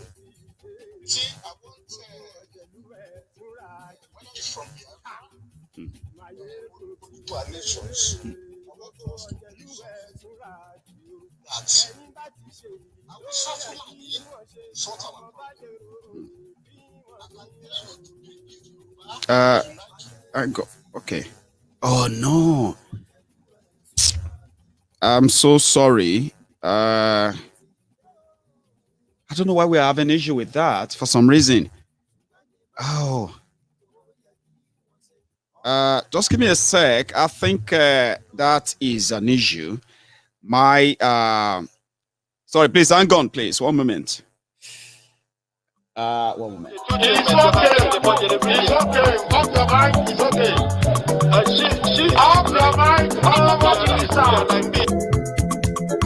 Chai! Now, wow, people wey supposed talk truth to power don't off mic. And if we talk, now 500,000 they go summer us, call them hate speech. But fear not. Hello there. Can you hear me? Yes, I can hear you, my word. All right. So, please, sorry about that, by the way. I'm having an issue with that connection for some reason. And then, So, your name, please. My name again is Kachi Echem. I'm calling from Atlanta. Kathy, Echem, you said. You're live, please. Kachi Echem. Kachi Echem. Lovely, sir. So, you're live, please. Go on. Okay. Thank you, my ego. Each time I listen to you, I feel fulfilled. You are doing a very good job.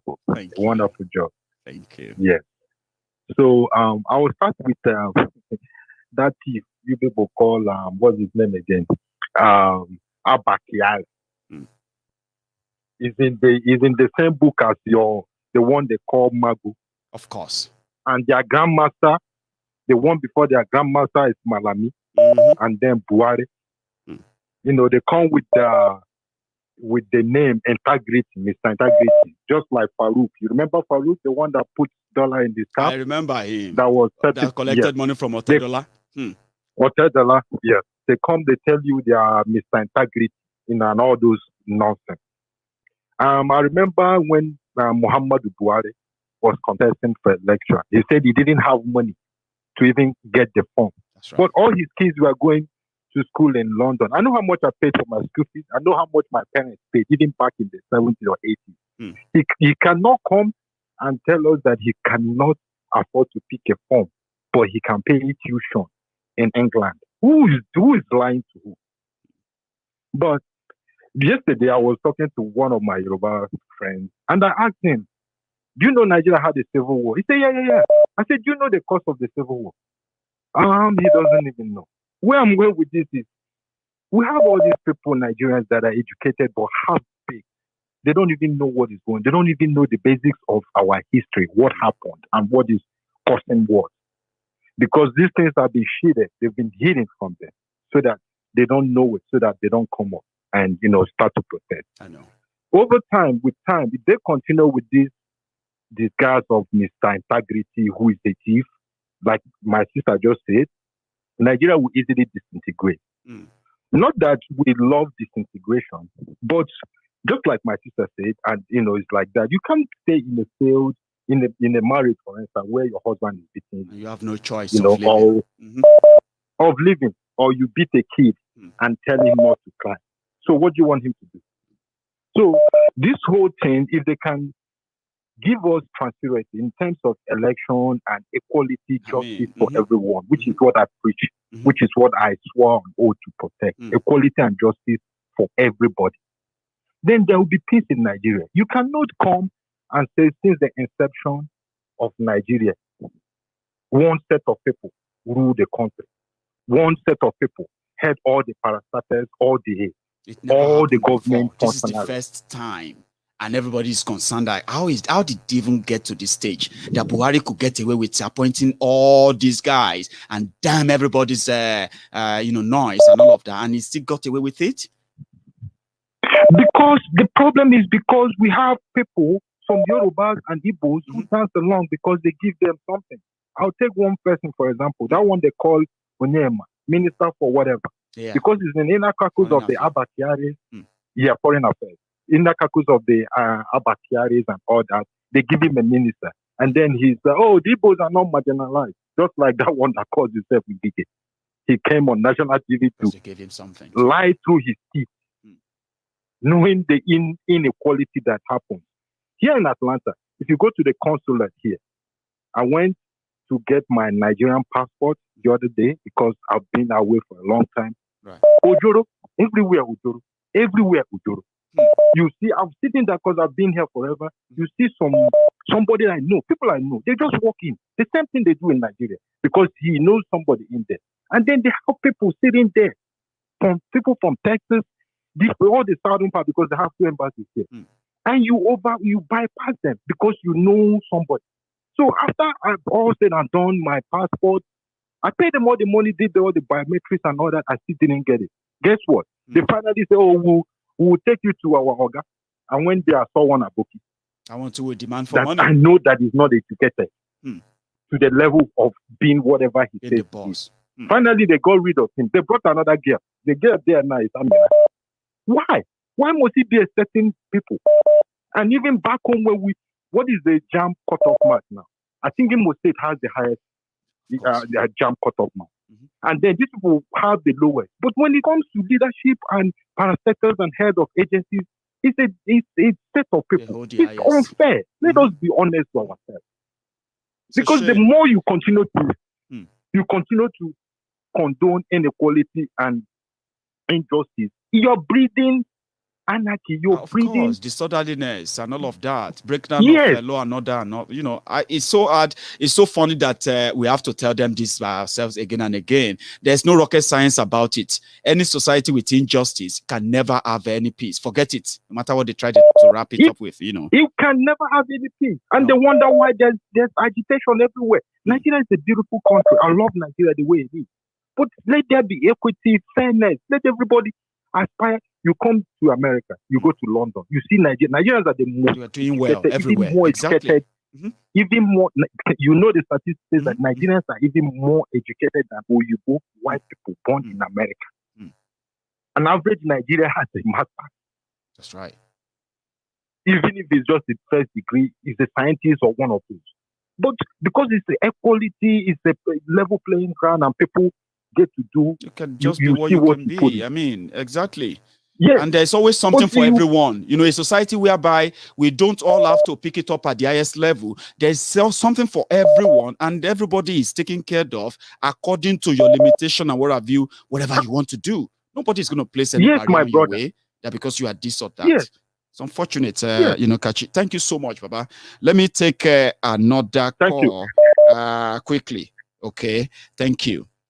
Hello, sir.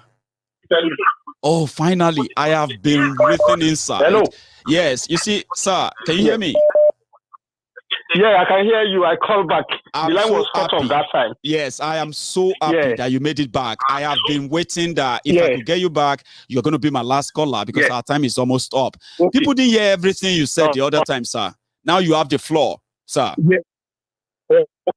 Thank you very much. You're very welcome. Yeah, I've been watching your program. Thank you. Yeah, I've seen you as a very brilliant guy. Thank you, sir. Bold and tough. Thank you, sir. And thank you very much for that, being a very tough Yoruba guy. Thank you very much. Thank you. Now, what I wanted to say is this. Let me first of all say this. Okay, sir. I want to implore every Yoruba people and the Biafran people who wanted a nation of their own to start, to start believing this way. Hausa Fulani is not really they are not really our problem, you know.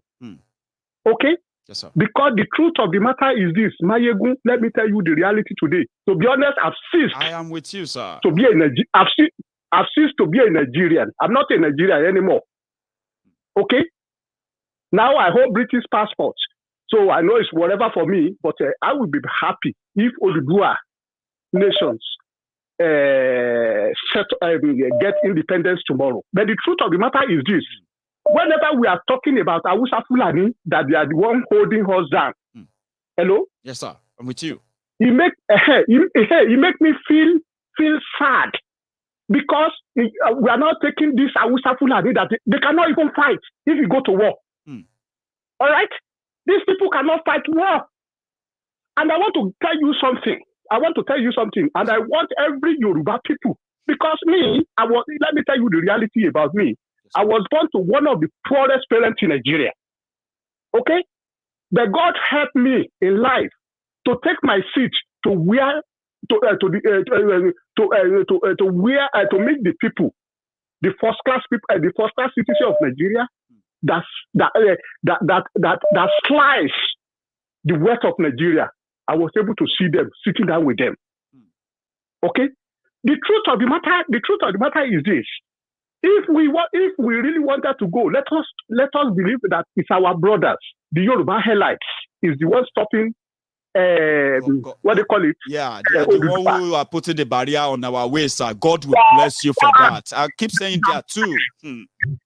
That's right. If we hold a meeting tomorrow in Ibadan, and decide what we want in that geographical location 419 called Nigeria.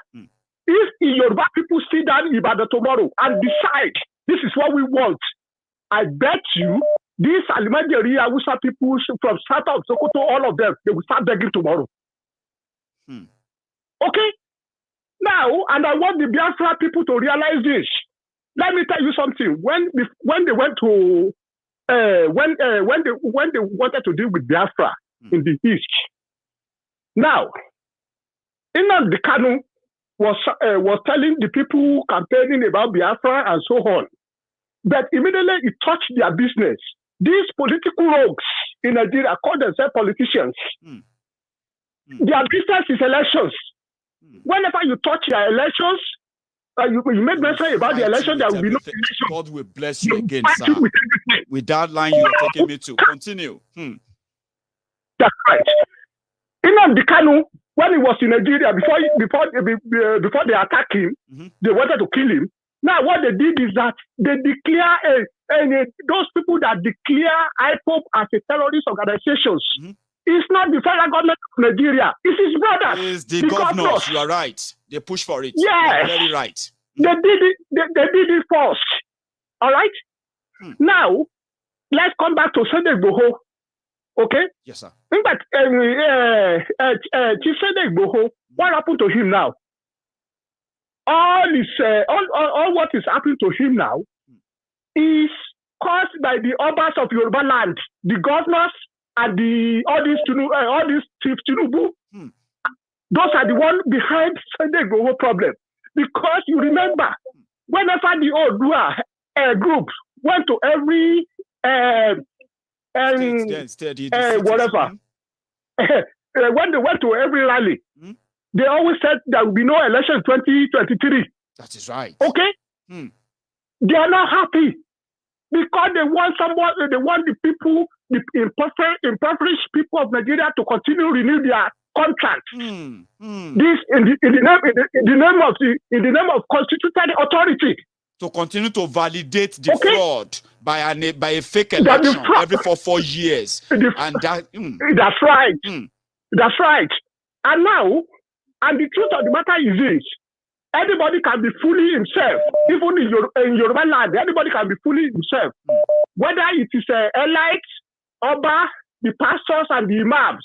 Because the problem of Nigeria itself stands on the tripod, which is the Obas in Yoruba land, Emir in the north, the Obis in the east.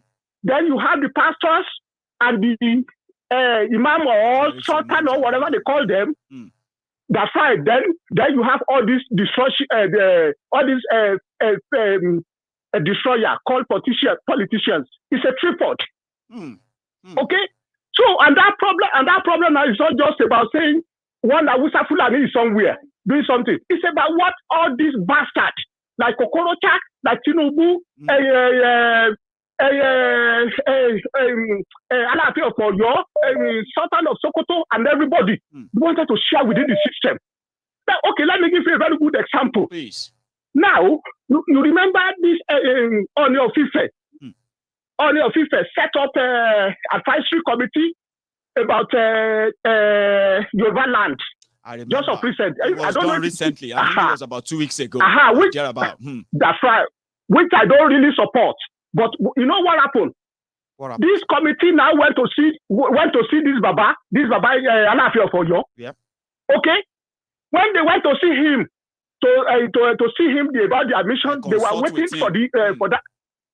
That's right. They waited for hours. That Alaafin of Oyo didn't see them. He said, "I don't want to see you guys because you are Buhari." All of you always criticize Buhari. That is what came out from Alaafin of Oyo 3 days ago. Wow. Okay.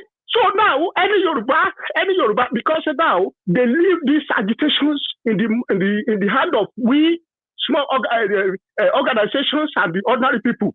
But the danger is coming. We are going to frustration level. Frustration level is where the son and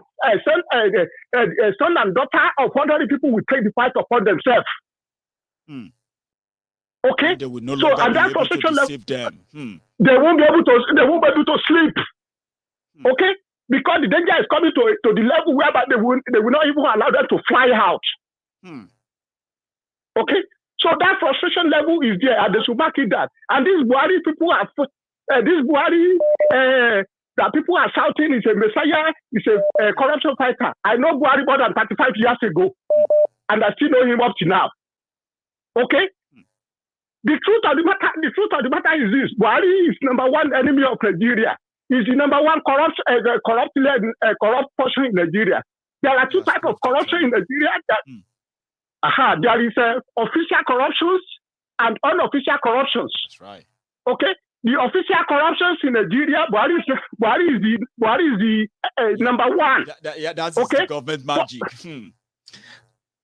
For example, now you see. For example, now Jonathan. Let me give you another clue. Yeah. Jonathan. Yes, sir. When Jonathan was in power, okay, you know they are talking about security force. In Nigeria, and I want every Nigeria to start listening to this. Any governor that is half mercy, a bit that half mercy, about his people. We take around 800 million naira monthly as a security force. Nice. We just have mercy. Yes. The nice one, we take around 800 million. Now, in the north, they are even dangerous. That's why the poverty is rated. Some of them take more than 1.something billion every month. For security and that security force, yes, that security force is not part of constitution. It's an arrangement set up. This is the time of Obasanjo. Okay, and it's not unaudited money. If I become a governor today and I spend a security force, nobody they won't arrest me for it tomorrow. Nobody can question you. Now, yes. And that's the corruption there, sir. You know what? Thank you so much. I'm going to, draw you back there. You did the introduction earlier, but people didn't hear that when we had that, interruption. Now you can help me let them know if you like who has been speaking to us. Okay, my name again is Olaoluwa Akibowale. Amazing. From I was from Onara, local government. Onara local government ní Ìbàdàn. I don't know your state. I don't know your state. Oh, bless you. That's what I wanted you to come back and add, especially when I managed to get you back, sir. It's been a pleasure to have you. Thank you so much. Okay. You have a good where do my go? God will bless you. Amen, sir. I will call you again. Thank you. I look forward to that. You have a good one, sir, and good night, sir. So that's Abalaolu on the phone, and it's been a pleasure speaking to him. So I'm just going to draw the curtains at this point. I know I have so many other people who wants to call in. All right, Princess, I think you are also trying to call in. But tonight our time is up. I'm off tomorrow. I'm off next, which means I will have enough time tomorrow as well to take calls. Hopefully, it won't be this long. Like tonight. Thanks to every one of you who managed to join me tonight. And I'm going to see you again when I see you. Until then, remember, they can only deceive those that believe their lies. We know where this is going to end, right? And one of my only prayer is that Bokohari should not let FBI take Abba Kyari. And as for those who want to turn it to or continue to turn it to North versus South, continue to do that. And the more you do this, the more our people will realize that Nigeria is not for them. And the more our people realize that Nigeria is not for them, the more they will detach themselves from the corrupt, money mongers, the fraudulent politicians and every other ones who are working in the southern Nigeria to keep one Nigeria same, the status quo remain same. Now, continue what you are doing. Continue dishing out those rhetorics. Continue blaming the South for what you brought upon yourself and the rest of the country.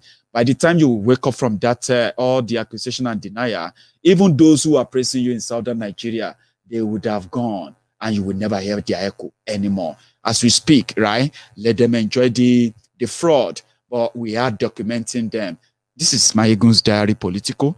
We put them here as a diary. It never go away. I'll see you some other time. My friends on YouTube, just before you leave, I believe that we have up to 2,000, about 2,500 of us now anyway. So you can give me that thumb up under that video just before you go. I'm going to see you again tomorrow. I'm going for my dinner. Good night.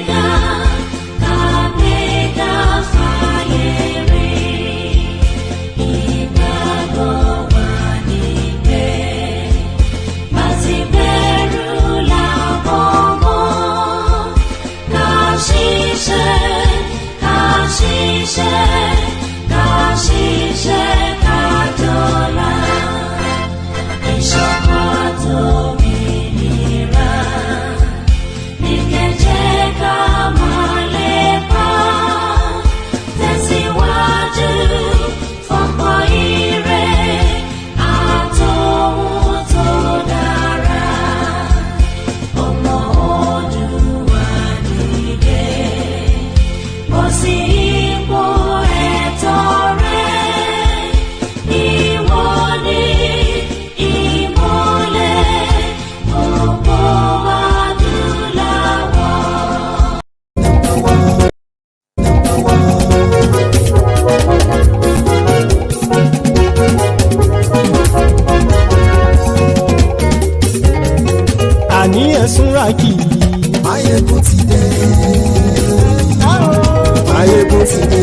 ọ̀jẹ̀lú ẹ̀sùn làkì. Máyégún ti dé. Àní ẹ̀sùn làkì. Máyégún ti dé. Lórí Facebook. Máyégún ti dé. Àní ẹ̀sùn làkì. Máyégún ti dé. Lórí YouTube. Máyégún ti dé. Àní ẹ̀sùn làkì. Máyégún ti dé. Bọ́ bàbá gbé wúrẹ́. Máyégún máa wí. Àní ẹ̀sùn làkì. Máyégún ti dé. Ijó ìgbádìyẹ. Máyégún máa wí. Àní ẹ̀sùn làkì. Máyégún ti dé. Pẹ̀sìdó bá rúfin o. Máyégún máa wí. Àní ẹ̀sùn làkì. Máyégún ti dé. Kí gómìnà kówó jẹ. Máyégún máa wí. Àní ẹ̀sùn làkì. Máyégún ti dé. Ọlọ́pàá tí ń darí bá. Máyégún máa wí. Àní ẹ̀sùn làkì. Máyégún ti dé. Aṣòfin tí ń rúfin o. Máyégún máa wí. Àní ẹ̀sùn làkì. Máyégún ti dé. Òkúrọ̀ olóṣèlú. Máyégún máa wí. Àní ẹ̀sùn làkì. Máyégún ti dé. Ọ̀jẹ̀lú ẹ̀sùn làkì. Máyégún ti dé. Àní ẹ̀sùn làkì. Máyégún ti dé.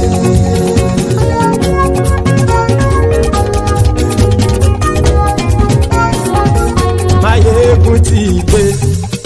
Gbogbo ọ̀jẹ̀lú ẹ̀sùn làkì. Máyégún ti dé. Gbogbo ọ̀jẹ̀lú ẹ̀sùn làkì. Ṣùgbọ́n ní bá ti ṣe èyí tó yẹ kí wọ́n ṣe, ọmọ bá dèrò ní fi wọ́n níran o. Máyégún ti dé. Gbogbo ọ̀jẹ̀lú ẹ̀sùn làkì. Máyégún ti dé. Gbogbo ọ̀jẹ̀lú ẹ̀sùn làkì. Ṣùgbọ́n ní bá ti ṣe èyí tó yẹ kí wọ́n ṣe, ọmọ bá dèrò ní fi wọ́n níran. Wọ́n fowó bẹ́ẹ̀ o, Máyégún ó sọ pé wọ́n ò bẹ́ẹ̀. Wọ́n fowó bẹ́ẹ̀, Máyégún ó sọ pé wọ́n ò bẹ́ẹ̀. Oníkan ṣáàtì ṣe èyí tó yẹ kí wọ́n ṣe, fáwọn ará ìlú tó gbé wọn débẹ̀ o. Máyégún ti dé. Gbogbo ọ̀jẹ̀lú ẹ̀sùn làkì. Máyégún ti dé. Gbogbo ọ̀jẹ̀lú ẹ̀sùn làkì. Ṣùgbọ́n ní bá ti ṣe yìí tó yẹ kí wọ́n ṣe, ọmọ bá dẹ́rọ̀ ò ní fi wọ́n níran. Kì máa yí ṣe eré.